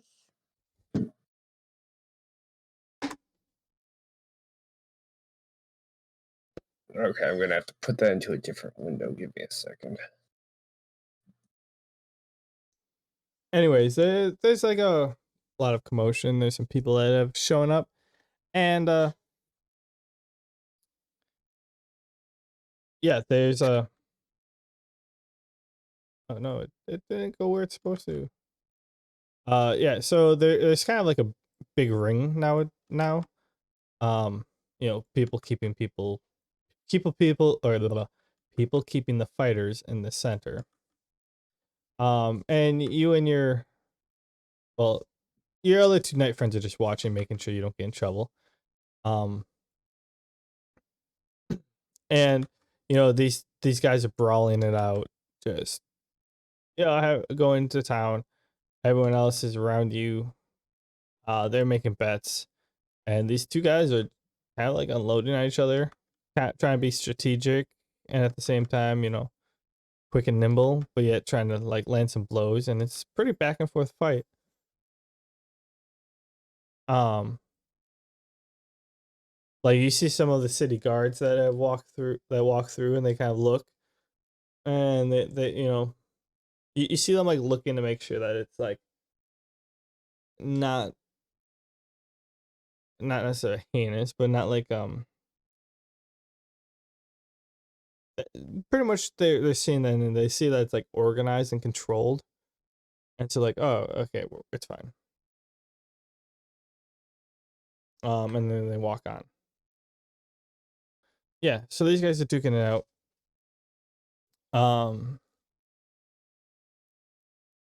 And it's pretty back and forth. But eventually the guy on the right here taps out. Picture this as the plaza that was in the last picture.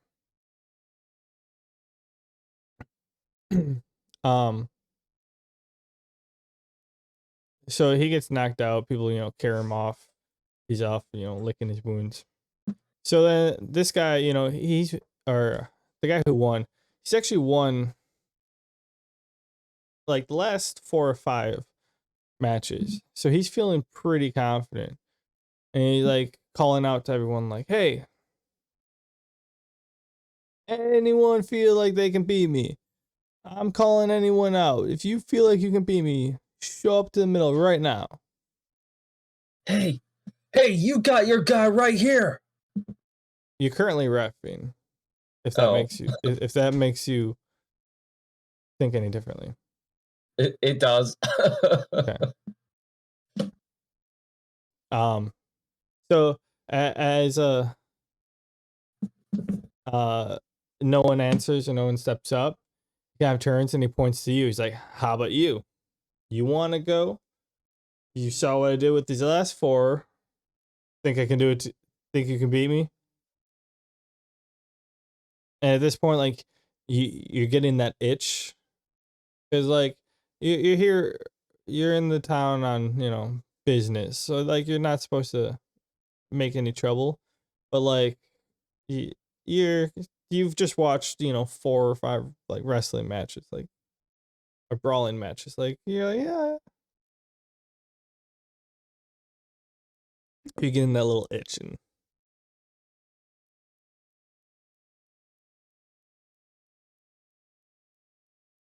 Talking to Gnomeface, right? no, he's talking to you. Oh, you're talking to me. He's Yeah. asking Yeah. now. He's asking if you want to fight. If you want to fight. Hell yeah. I was waiting for this moment. Then I rolls forward, back to my knuckles. at that moment, one of the other knights, I'm not going to deal with bringing a token in. One of the other knights pull up, and this guy's like, "No, no, no, no." Or both the knights walk up. He's like, "No, no, no, no. I'm not going to let you 2 buddies ref this one because there's no way I can win. Here, you can get that one," and he points to like the smaller one. He can be the ref, but only if but then we're gonna invite one of my friends, and one of their guys walk up. So essentially you have like one guy here, and I'm just gonna copy you and Oh, put you here. that's so weird. So they're reffing. Technically, I think everyone's back like a little bit.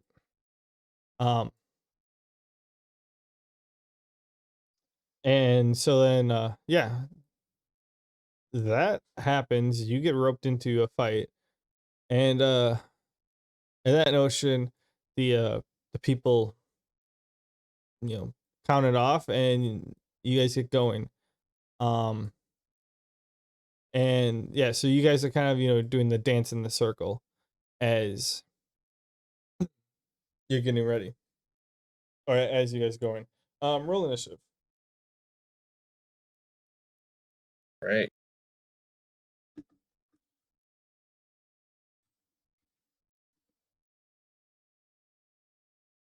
21. You can go first.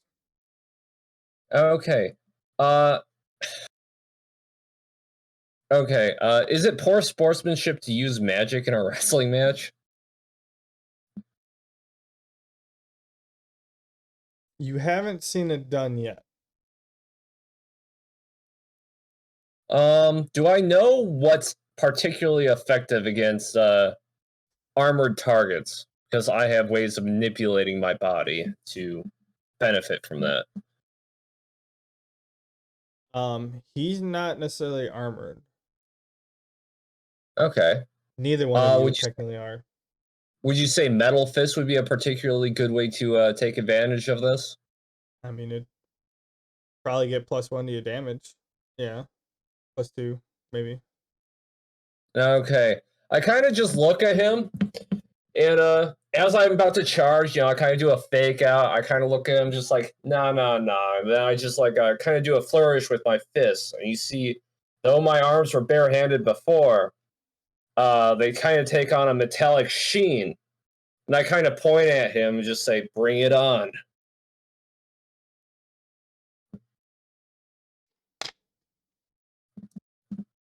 Okay. It's a standard action changing my fist. So there's nothing else I can really do. Wait. There is something else I can do. As I point, change my fist to metal. I use my rebalance skill to I don't need to use that yet. As my fist changed to metal, I actually I rush into him in a flying drop kick. Okay. I'm still wrapping my head around my skill set. I'll get the hang of it. It's a movement action, so I can do that. Yeah. And the hit for that is that's D20. I mean, that's plus agility. all right. Most of this stuff is agility. Plus, oh, that's plus 5 actually. My agility is plus 5. All right, D20 plus 5. Well, you have unarmed strike, so like you can swap in agility for strength or whatever. So like, you pretty much use agility for everything. Ah, okay. As I try to do a flying drop kick, I roll a 10. You do a flying drop kick. Unfortunately, he stepped out of the way. As that happens, I use rebalance, and I kind of flip myself back up. Good moves. Let's see how you follow that up. Okay.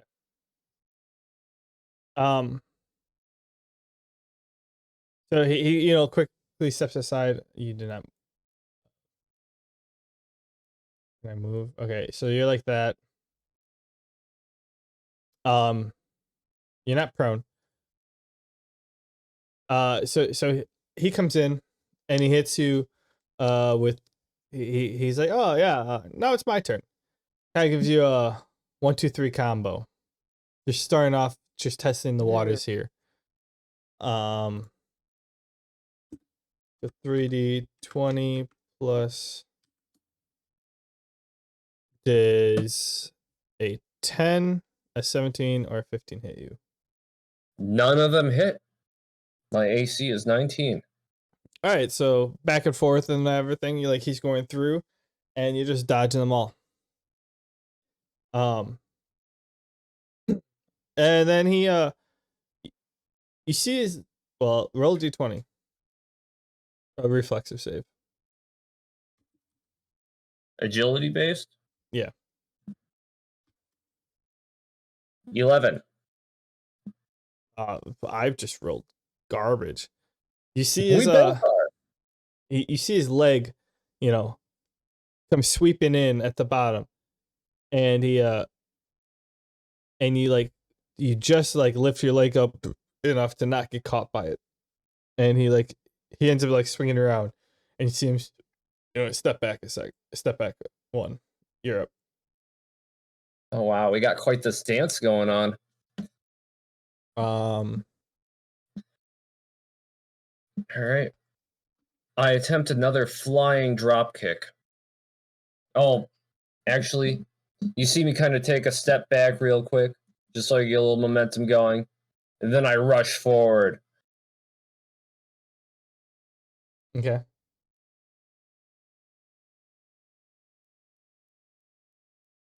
$21. Does that hit? That does hit. All right. And my damage from flying dropkick is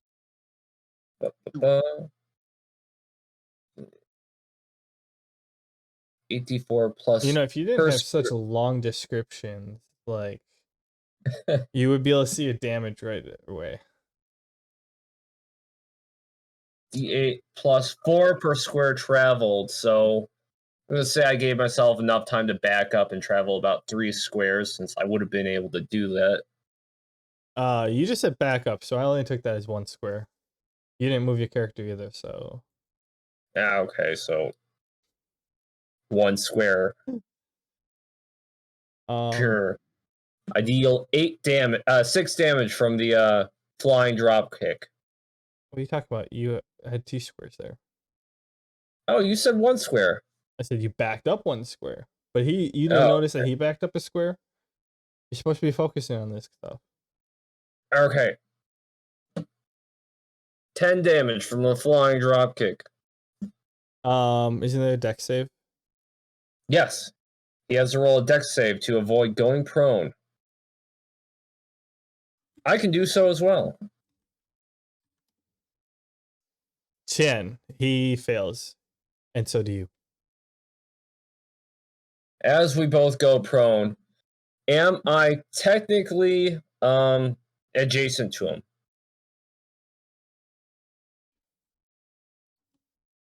Yeah, you are. Okay, we're both prone. As we both fall to the ground, I kind of scuffle my way over while on the ground to try and attempt to grapple him. Roll for it.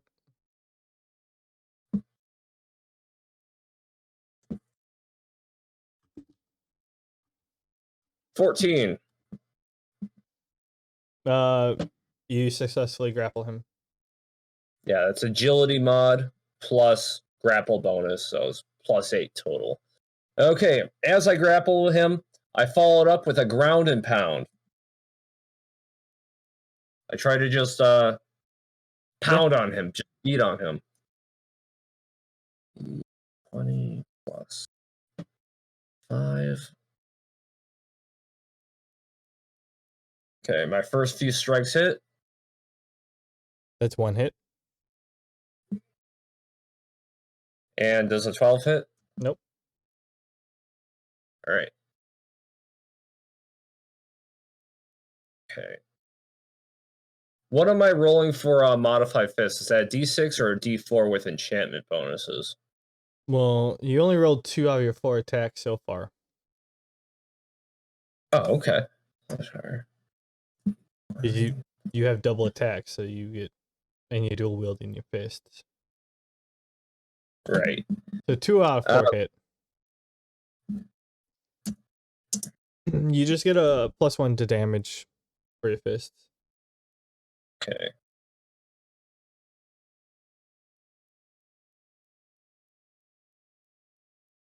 Agility mod, so that's 5 plus 2 to damage plus 7. So, as I get him down on the ground, start wailing on him, I deal 7, 8, 9, 10, 10, 11. I deal 22 damage in blows while he's on the ground. Okay. Did we talk about a roll for have? That's the only one that you don't have a long description for. Roll for have?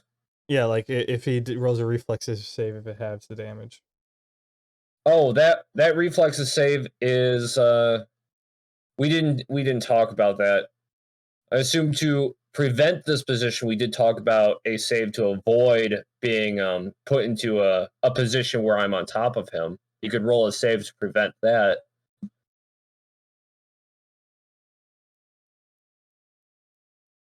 Yeah, I just noticed something's weird with your character sheet, but It is a new character sheet with a lot of new abilities. I'll figure it out later. Yeah, okay, you do damage. All right, and that'll be my turn. I flying drop kick, scurried over, grappled him, and just started wailing on him while he was on the ground.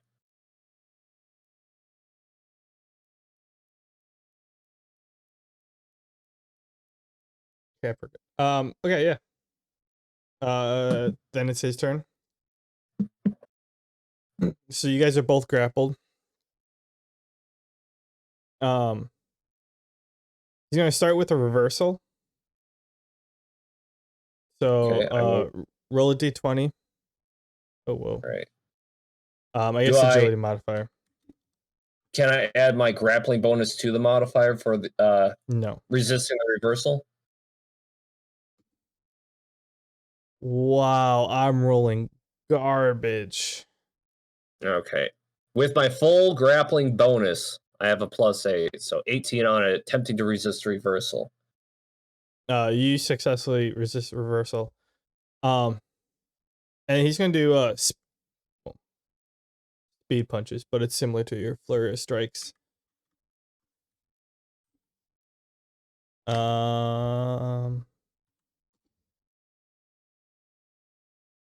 So 23 hits, a 12 misses, 21 hits, a 19 hits, Yep. an 8 misses, a 15 misses, a 16 misses, and a 7 misses. So that's 3 hits.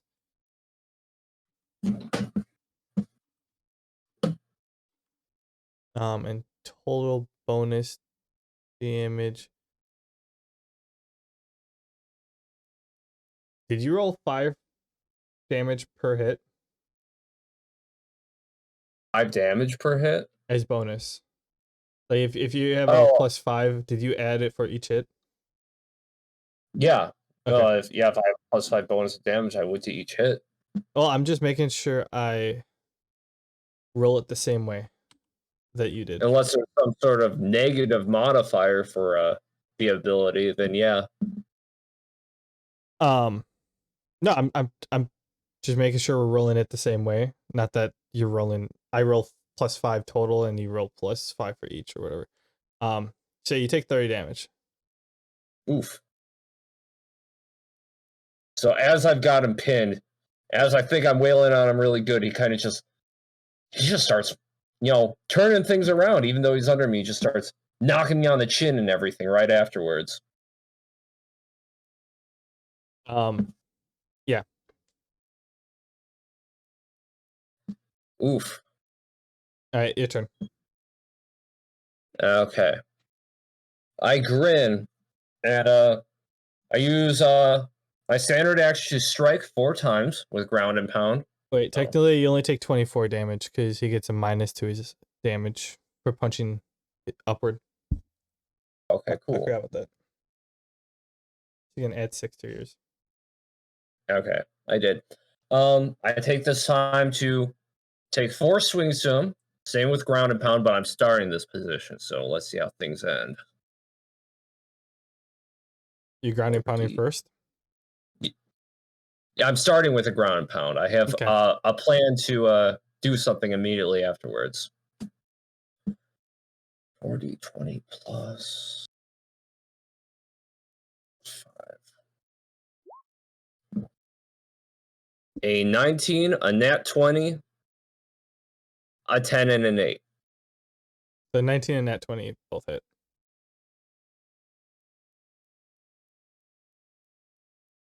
Plus. Okay, so that's +1 for metal fist, right? Yeah, +1 to damage. Okay, and then +1, +2 for being ground and pound. I forgot to add the metal fist last time, so that's 9 damage.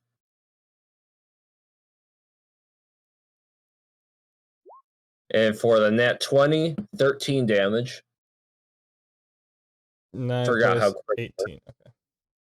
All right. And then after that, I'm going to attempt to follow up with a grappling maneuver, a throw maneuver. If allowed, I'm going to suplex him.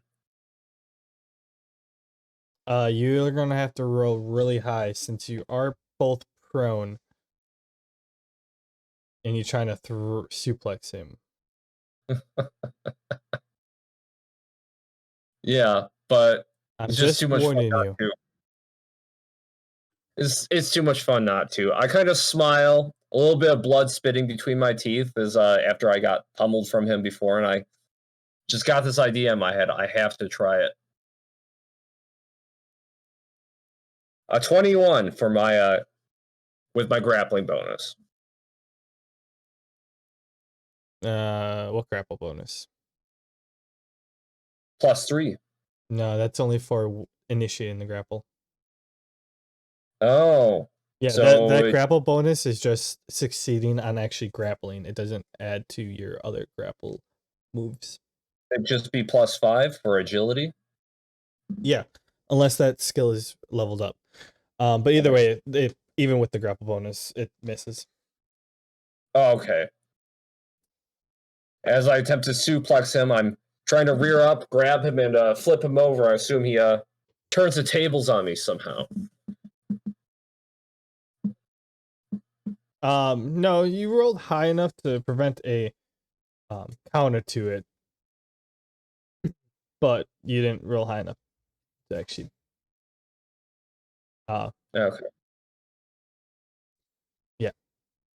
So were you still in like the ground and pound, and you're trying to stand up and throw him?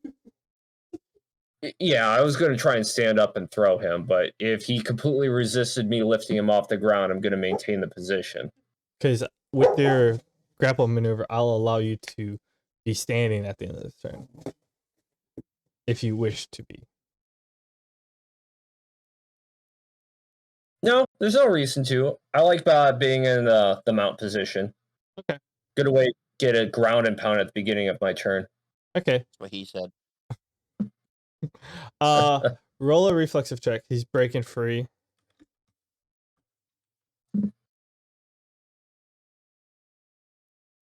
Nat 1.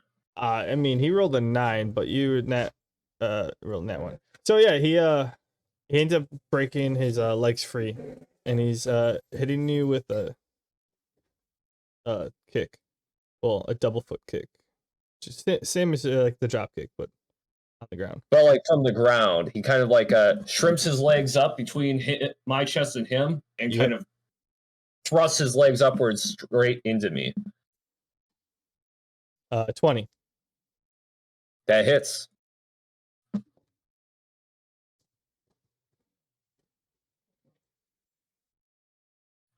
Excuse you.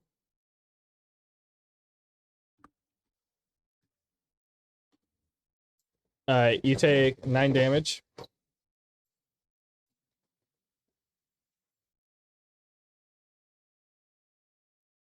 You heard that, right? Yeah. Okay.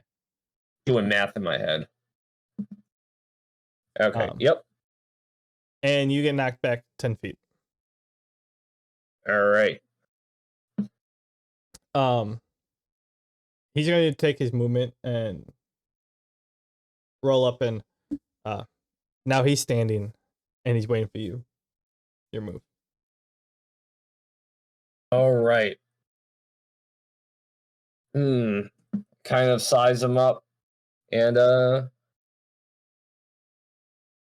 starting to get heated up. I'm liking this. I have to subtract MP because I'm maintaining my metal fist.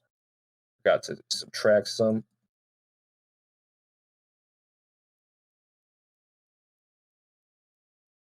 As my blood starts boiling, I activate modify ability to increase my agility by +1. You know, I use my magic. I activate my magic to increase the blood flow throughout my body, so I move faster, be stronger. Okay. So, and then I do a flying drop kick towards him again. You're gonna have to get up.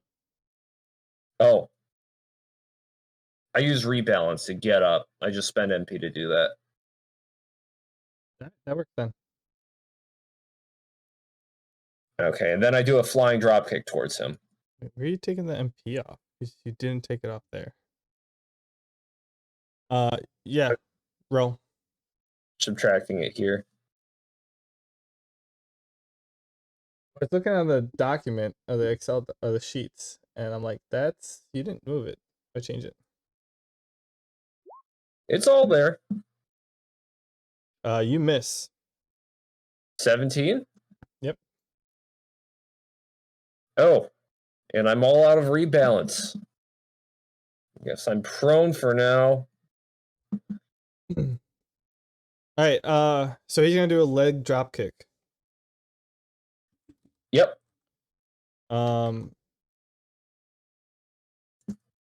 Yeah.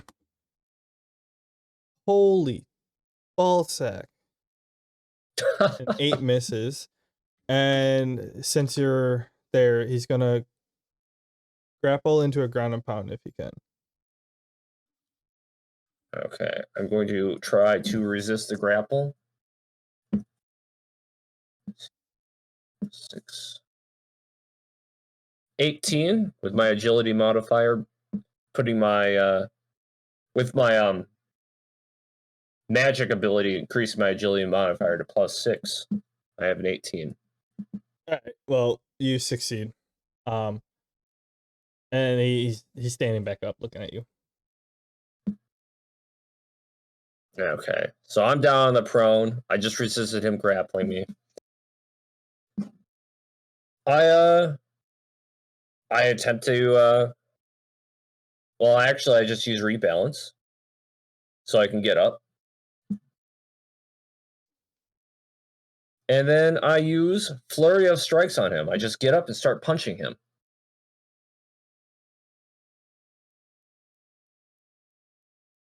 Would that be 4d20 or and then another That's 2d20 or 60, that 20.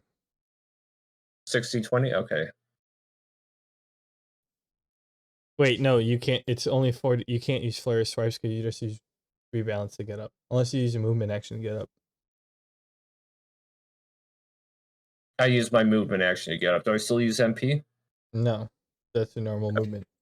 But then it'd be Okay. 60, 20 and -2 on all attack rolls. Oh no, that's only for the other two.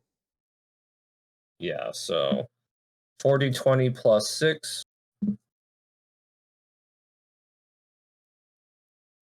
Then slash R.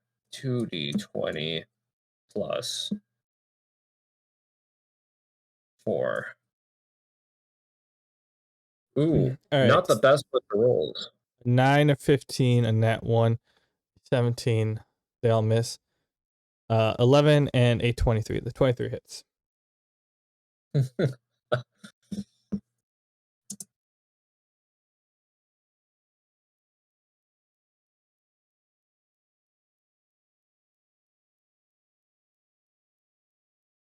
damage modifier for unarmed strike is okay. Plus 6. With the one punch that lands, I deal 8 damage. All right, cool. And that's my turn. All right. So you guys are going back and forth. You're standing up. The guy is he's kind of like messing with you by like faking he's throwing punches, and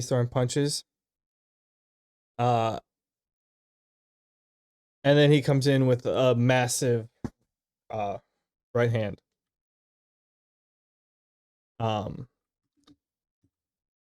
Roll a charisma save.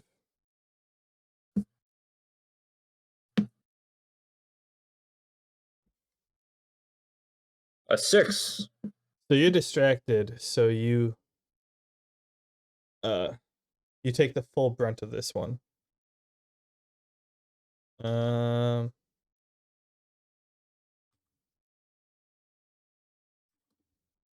You take 10 damage. Oof. Good one.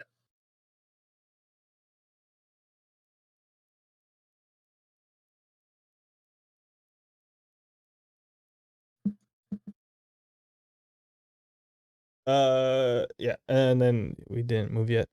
So then he's gonna try to grab you and throw you into the wall. So roll a grapple check. This doesn't use my modifier, does it? It just uses agility? I'll say it uses a modifier. Okay. 22. You successfully dodge the grapple. He goes to grab you and then throw you into the surrounding people, and you just slip right through it. You're up.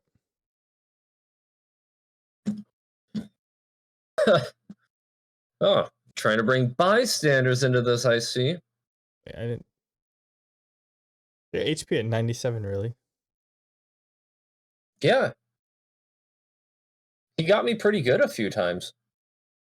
Because I have 91, and I was thinking I did not take the 10 damage off yet. I don't know. I did waste like a turn missing like 5 attacks, so it's not that crazy. I tried to grapple him.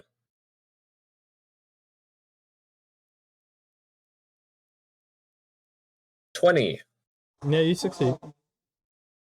Okay, and then If time permits, I attempt to transition into the mount and ground and pound him.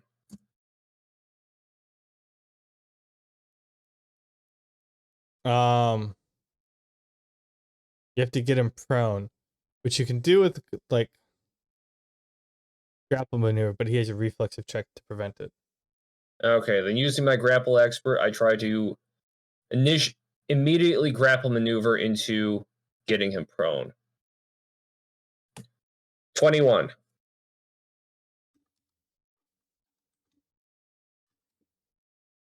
18.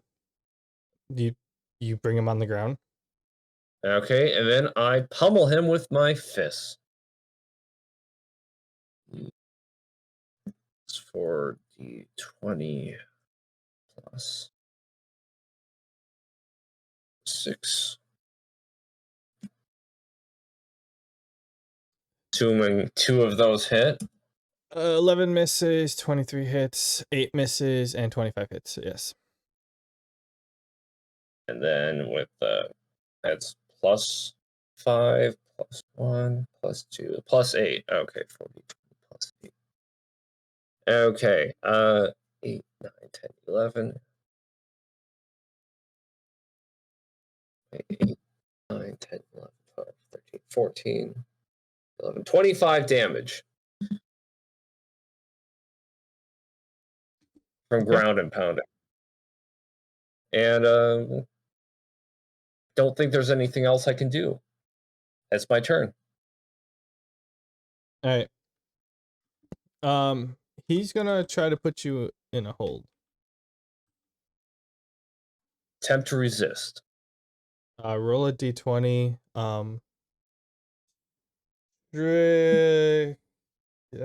Yeah, I guess we'll do agility modifier. Haven't talked about that type of stuff.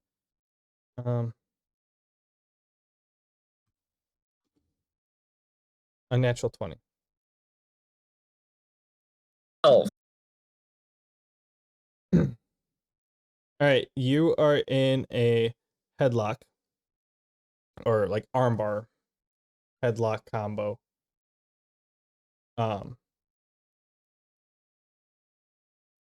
You have 3 turns to break free, otherwise you pass out. Yes, it's definitely not where I want to be. I'm going to try and break free. It's not your turn yet. So he got you in it. Now he's trying to grapple maneuver to get you in an advantageous to make it disadvantage on your break checks. Do I roll a reset? Yeah, you can roll a reflexive check. 17. 11. So you resist. So you have regular checks on that one. All right. Is it my turn? Yeah, it's your turn now. Okay, I attempt to break free from the headlock. You have to beat a 26. Really? Yeah, this is what I was thinking for your, because when you brought up holds and stuff. 23. Oh wait, that'd be 24. It's a plus 9.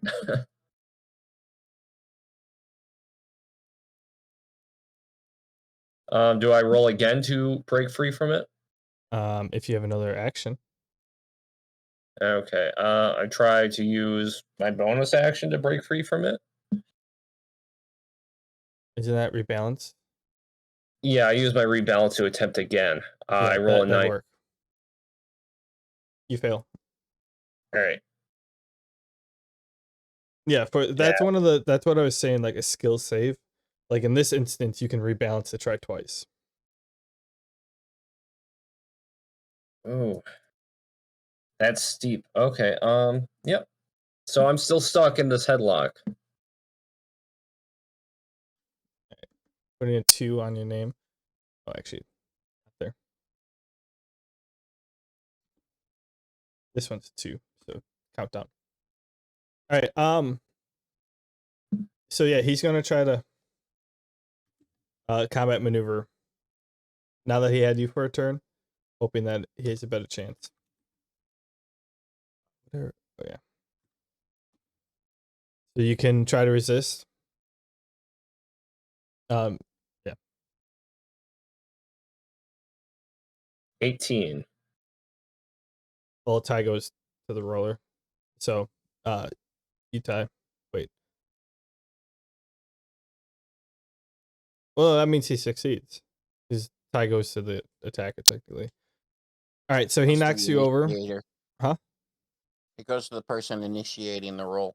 Yeah, which was the guy Donnie's fighting. So Mhm. you get knocked on your back now. Like before, like you were in a ground and pound, and then he like moved his legs around to get like your arm and your head in one, and he like tucked his ankles behind your head. Now, Yeah, I've been in one of those. now you're on your back, and he's like propped up against you. That's not great. And he gives you a quick jab. I try to say, you son of a bitch, but like, I'm currently choking. He can only Like do. I'm gonna have.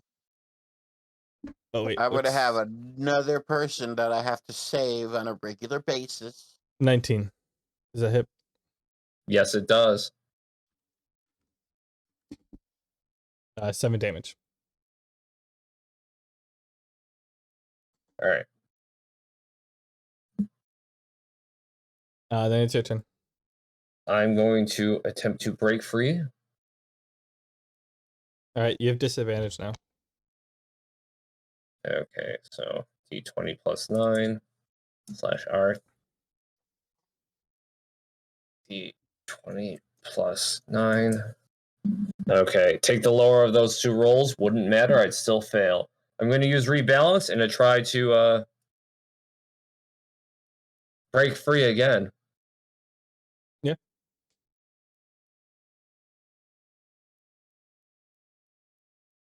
Ooh, 19. Take the lower of those two rolls. 13. Don't matter. I am still stuck in this bad position. That is Okay. my full time.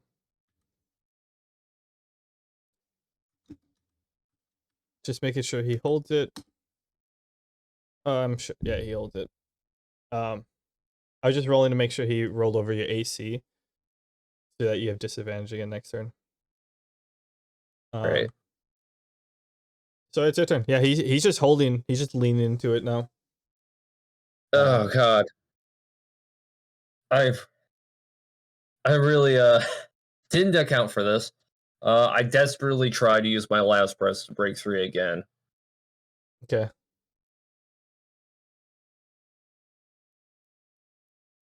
Okay. So the first two with disadvantage are still too low. The second two with disadvantage, one's a nat 20, but the other is too low. Okay. So the nat 20 breaks his advantage on you, even though it was you were on disadvantage. I'm giving you the bonus for the nat 20. So if he fails his advantage check next turn, you won't have disadvantage, and that'll be your last turn to break free. Okay. So yeah, it's his turn. He's not gonna try to attack or anything. He's just trying to maintain advantage, and he misses. He only rolled a 17. I So attempt yeah, to break. An 11 and a 26. you managed to break free on your very last chance. It was a 26 I need? I thought it was a 28. No, 26. Oh, okay. Ooh, that is steep. You getting a +9. Yeah, imagine anybody else being headlocked, though. They'd be dunsies. This guy's got to be good. You are Yeah, Dunsies. might be. Okay. I break free and just start, wheezing. And I don't know if I have time to get up. That was my second roll, my rebalance roll. Is he still on me? No, you broke free. But I mean, I'll give you a Constitution check.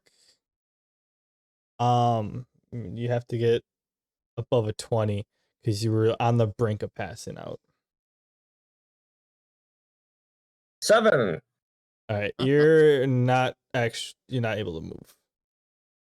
Okay, I kind of just You're lie down after confidently. breaking free, just like panting, trying to regain my breath and my vision.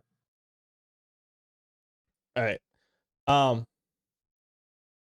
you're prone. Prone does not get the advantage of armor, right? I don't think it gains the advantage of any dex-based armor or natural armor. Prone or touch-based attacks of get rid of dexterity modifiers. It's Touch attacks is flanking. armor. No, touch attacks is dexterity. No, because Flanking. flat-footed is dexterity. I thought it was prone and flat-footed is no dexterity, and I'm just trying to remember to incorporate next time. Yeah, no, I'm thinking because now I'm confused. Okay. Anyways, we haven't been playing that way with prone, which might change. But okay, so it's his turn. His moving attack. He's gonna do a moving attack. So he's gonna scoot back, like he's gonna kind of like you just broke free. He's kind of gonna roll and then hop and do a flipping leg kick. Okay, so if you're grappled, you have no speed, and you don't get any dex bonus. What was it? Oh, Is 6. it I think I put prone? 4.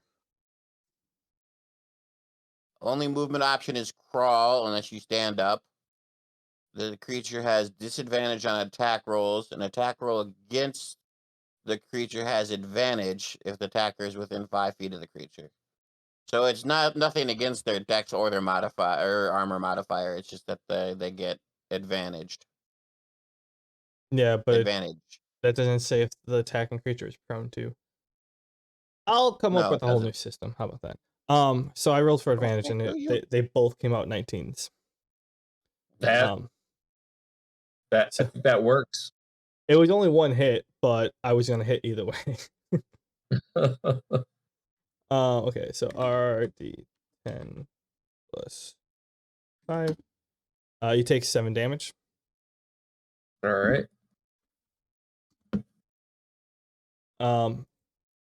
He's gonna grapple maneuver you. Yeah, because you guys aren't grappled yet. Do you want to allow the grapple or not allow the grapple? I'll allow the grapple, and then if he tries to do anything else, I'm going to try and reverse that and maneuver into a position I like. You don't have reversal on your character sheet, do you? So roll a d20 to resist it then.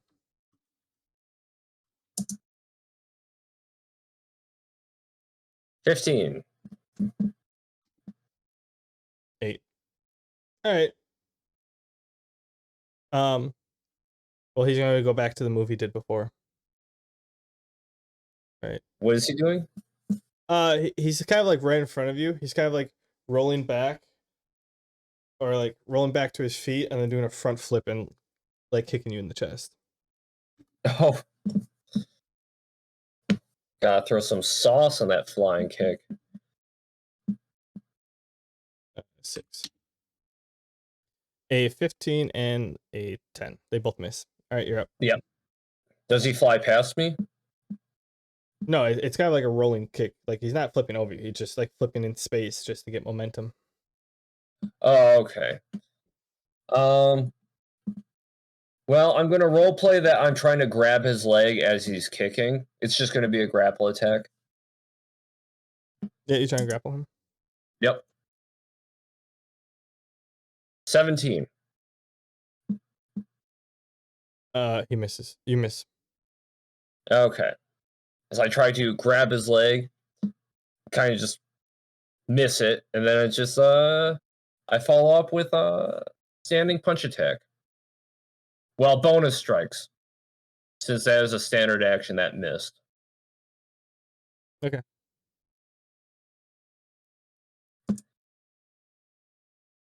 Ooh, 10 and 11 both miss. all right. By the way, you don't get any That- hit modifiers for those. Just agility modifiers, right? No, that's a hit modifier. No hit modifier. Ooh, okay, yeah. At least that's Yep. what it reads in your description. Yeah. Okay, I'll take it. They both miss either way. All right. Is it then? Yeah, it's my turn. All right. He's trying to grapple you. I forgot to add this 7. Roll a roll to defend it if you wish to. Watch, now you roll a 26 since I rolled really well. Net 20. All right. you successfully dodge it. You throw him over. I'll say that. You kind of like throw him over you. He's gonna stand up. And he's gonna do pretty much the same thing he did on the ground. He's just gonna take a step, front flip, and leg straight down on you. All right. I'm ready. Bring it. So he's standing, so that's advantage. A 22 or a 15, the 22 hits. Yep. Yeah. I rolled a D. Yeah, I rolled a D10 before. You take 14 damage. And you both are prone and right next to each other. You're up. Prone and right next to each other. I scurry over to grapple him.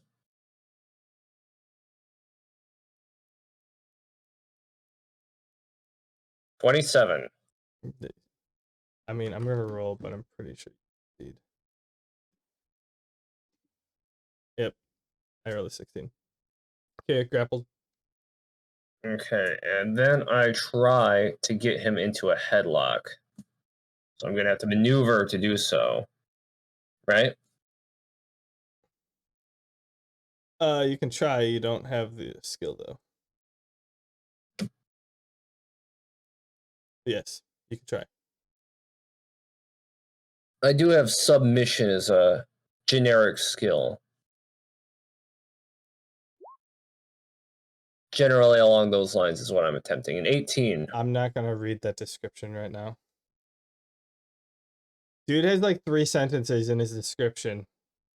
I mean, you're the DM. Condense it. I didn't get a chance to. You're lucky you got what you got today. All right, all right. I'm rolling to resist. What did I have you roll to resist again? Just my grapple check, and if it's higher, it resists. Unnatural 20. I resist.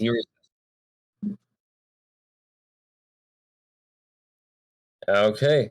So I'm not able to. That was a bonus action, so I at least get to follow up with bonus strikes. There's a regular action, right? Yeah, that was a regular action. My expert grappling allowed me to use grappling as a standard action, then follow up with another grapple ability. I failed the extra ability. I'm in the grapple. I can follow up with bonus strikes at least. But they're bonus strikes that are ground and pound, so they'll deal a little bit more damage. Well, you're not in a ground and pound position.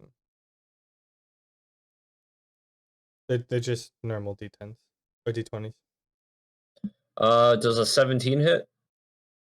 There's no modifier stacked onto this. No. That. All right, that's my turn.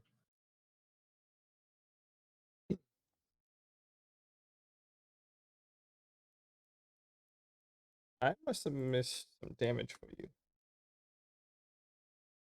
Oh, whoops. And then okay. Yeah, so he's gonna give you one last attempt for like a ground and pound, potentially. Potentially? I rolled a 15, so that misses. Yeah. So he's gonna stand up using his movement. He's still grappled. Oh, he was grappled. Yeah. Wait. When did you I was successfully bonus grapple strike. him? What? When did you grapple him? Last turn, and then I tried to do a grapple maneuver into a submission and failed. Oh, I okay. maintained the grapple and bonus punched him. My bad. I completely missed that. Okay, so instead of that, yeah, he's gonna do the 1-2-3 combo on the. So he's gonna take a damage hit. Sorry, my bad.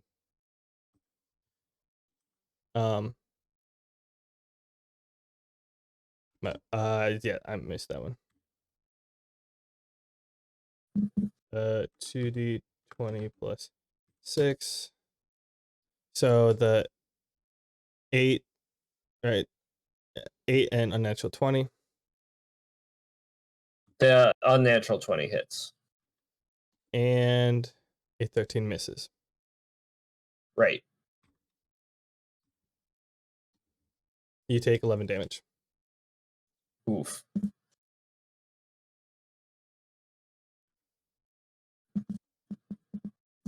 Oops.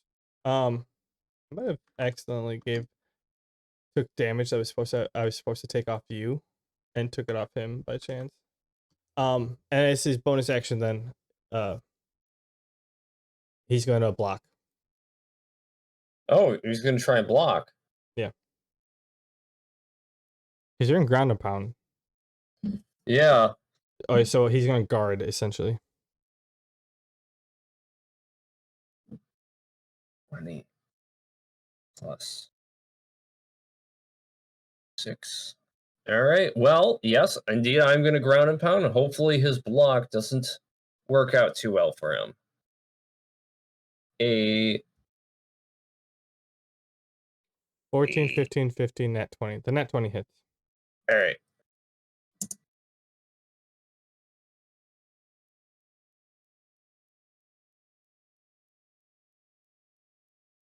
$13 for the nat 20.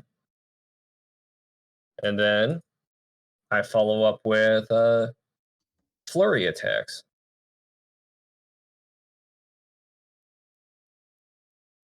Aren't those both actions?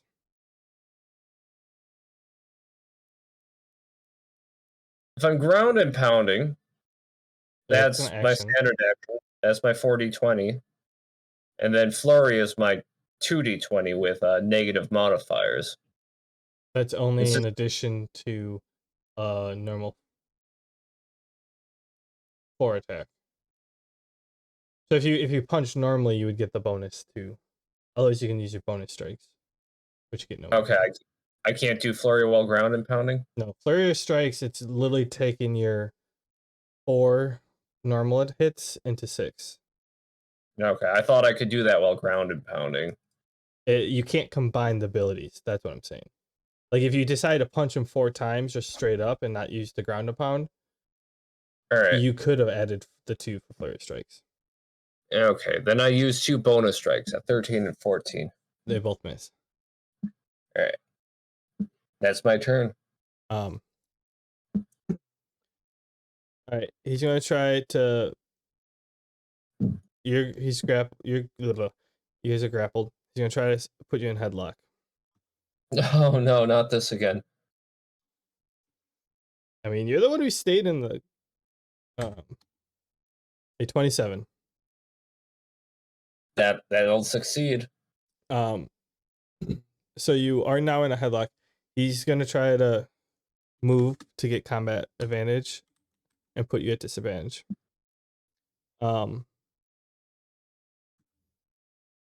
So roll and beat an 18.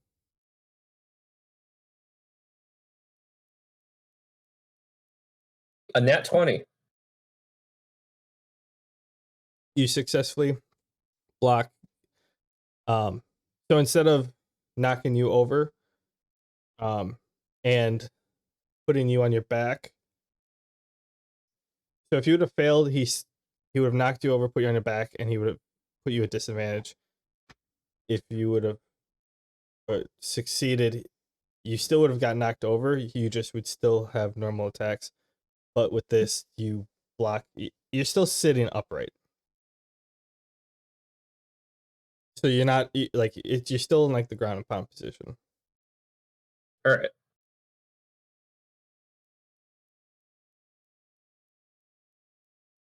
And it's your turn. Okay. Did I only do I only did my movement action, right? Yeah, I think so. I think you attempted a headlock, you succeeded, and then you attempted a maneuver into an advantageous position. Yeah, you're up. Okay. So I am headlocked though. Correct. Okay, I'm going to try and break free. 17. Miss. Rebalance to reattempt. 27. You break free. Nice. Rebalance is such a clutch skill, but I am burning through MP. All right. Then I'm going to attempt to turn the tables on him. And well, I'm in the mounted position. I'm above him, so maybe I'll have advantage. I don't know how you're going to run this, but I'm going to try and choke him out from above.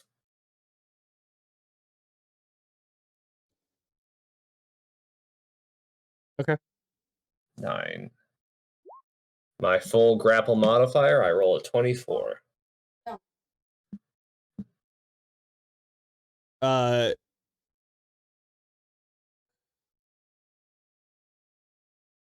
don't know of a headlock that's in that position. From above, so there is the collar tighten, where basically if somebody's wearing a gi or a loose piece of clothing, you kind of grab around their neck and tighten it inwards, or down. And then there is another where you kind of just lean forward with all of your body weight, pressing into their neck with your elbow. Oh, okay. Yeah, you do that. Okay. Cool. He's choking out. And then I am going to attempt to... Well, I'm already in an advantageous position. There's nothing I can really do with this. There's nothing I can really do to strengthen... Oh, bonus strikes. I can bonus strike him. Not if you're in a hold. It's not... He punched me. He punched me while he was holding me. Yeah, do you have 1 or 2 hands in it? 2 hands? Yeah, then you're not allowed to. Headbutt. I could allow headbutt. Alright. Bonus strikes with headbutt. Because when I did it, you were in a headlock with my legs. One arm was putting advantage, and I punched with the free hand. Alright. A 13 and a 4. Well, you only get one of them, but the 13 also misses. Alright. That's my turn. Alright.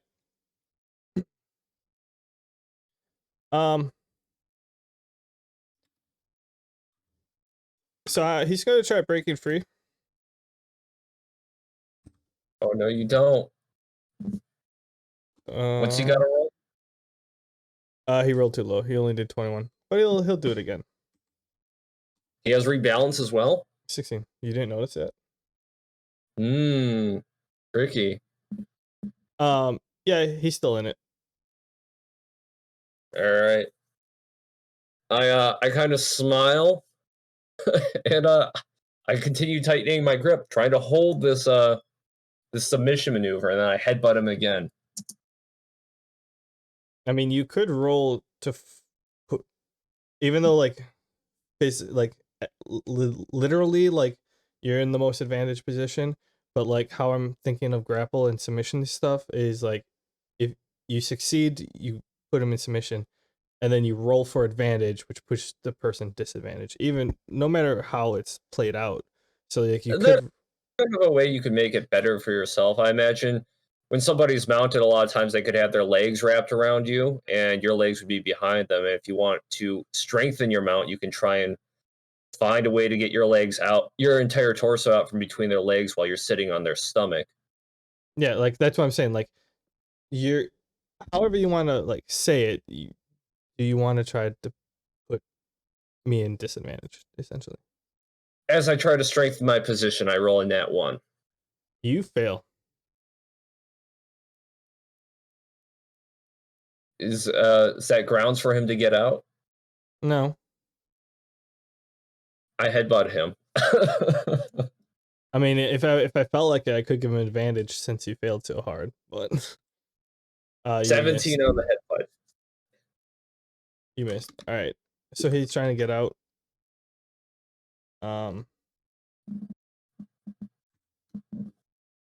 17, and he's gonna try again. 24. He misses. Okay. I'm still maintaining my metal fists and my ability modifier, so I'm keeping track of that MP. How many turns have I had him down? This is 2 now, right?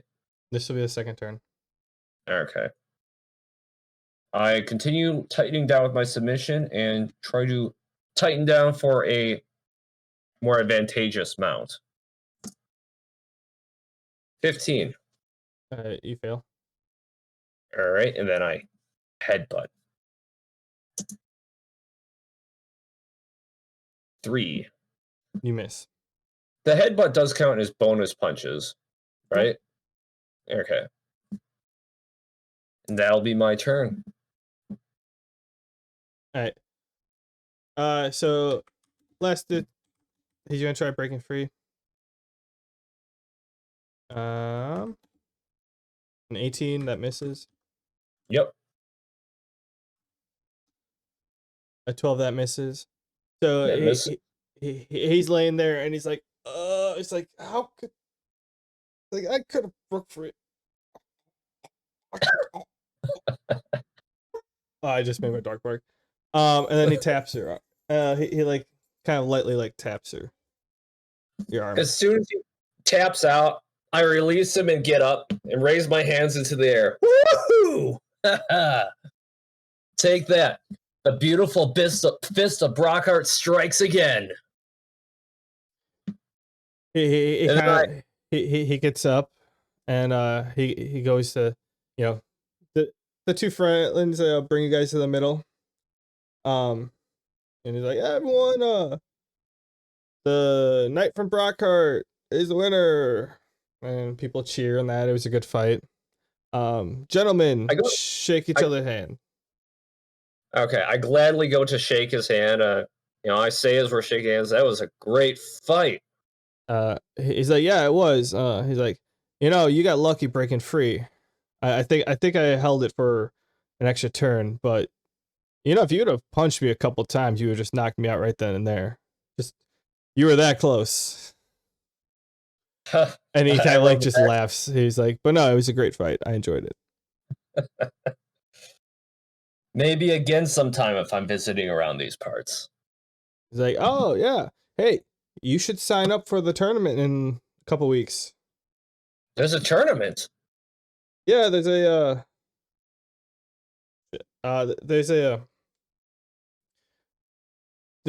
a brawler tournament in the town, and I think it's 2 weeks. I don't know. I'd have to double check. Might be a month. Shit.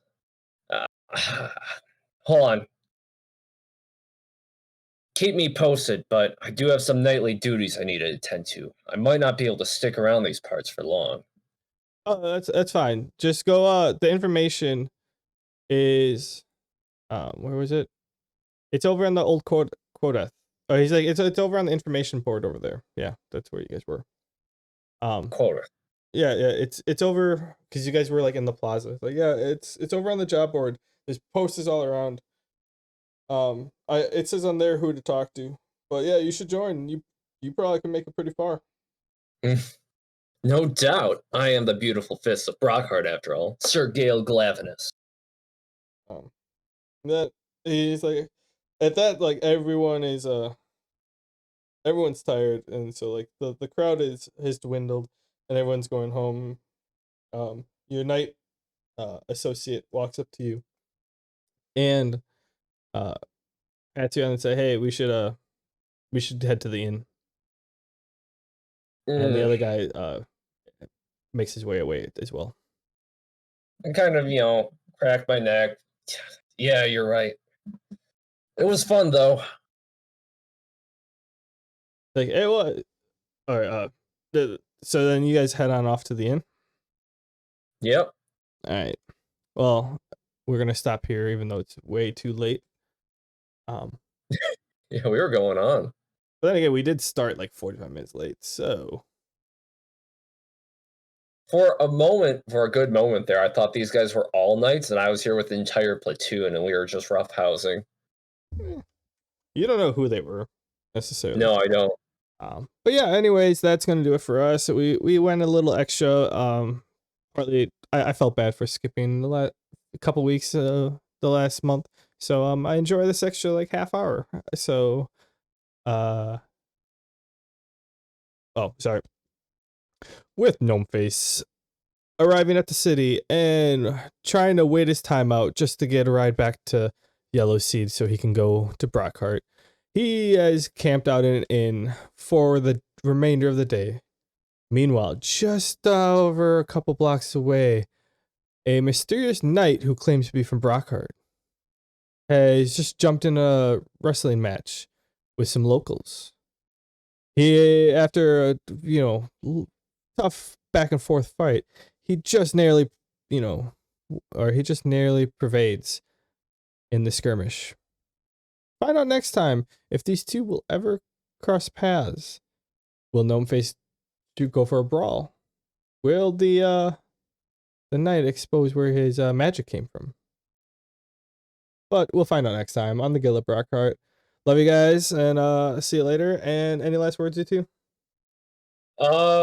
See you next week. Boo. Yeah, sorry. Merry Sorry, the member's falling asleep. We took too long. But anyways, Happy like, subscribe, review, leave a comments.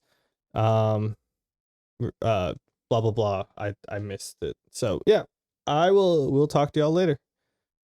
Bye bye. Bye-bye.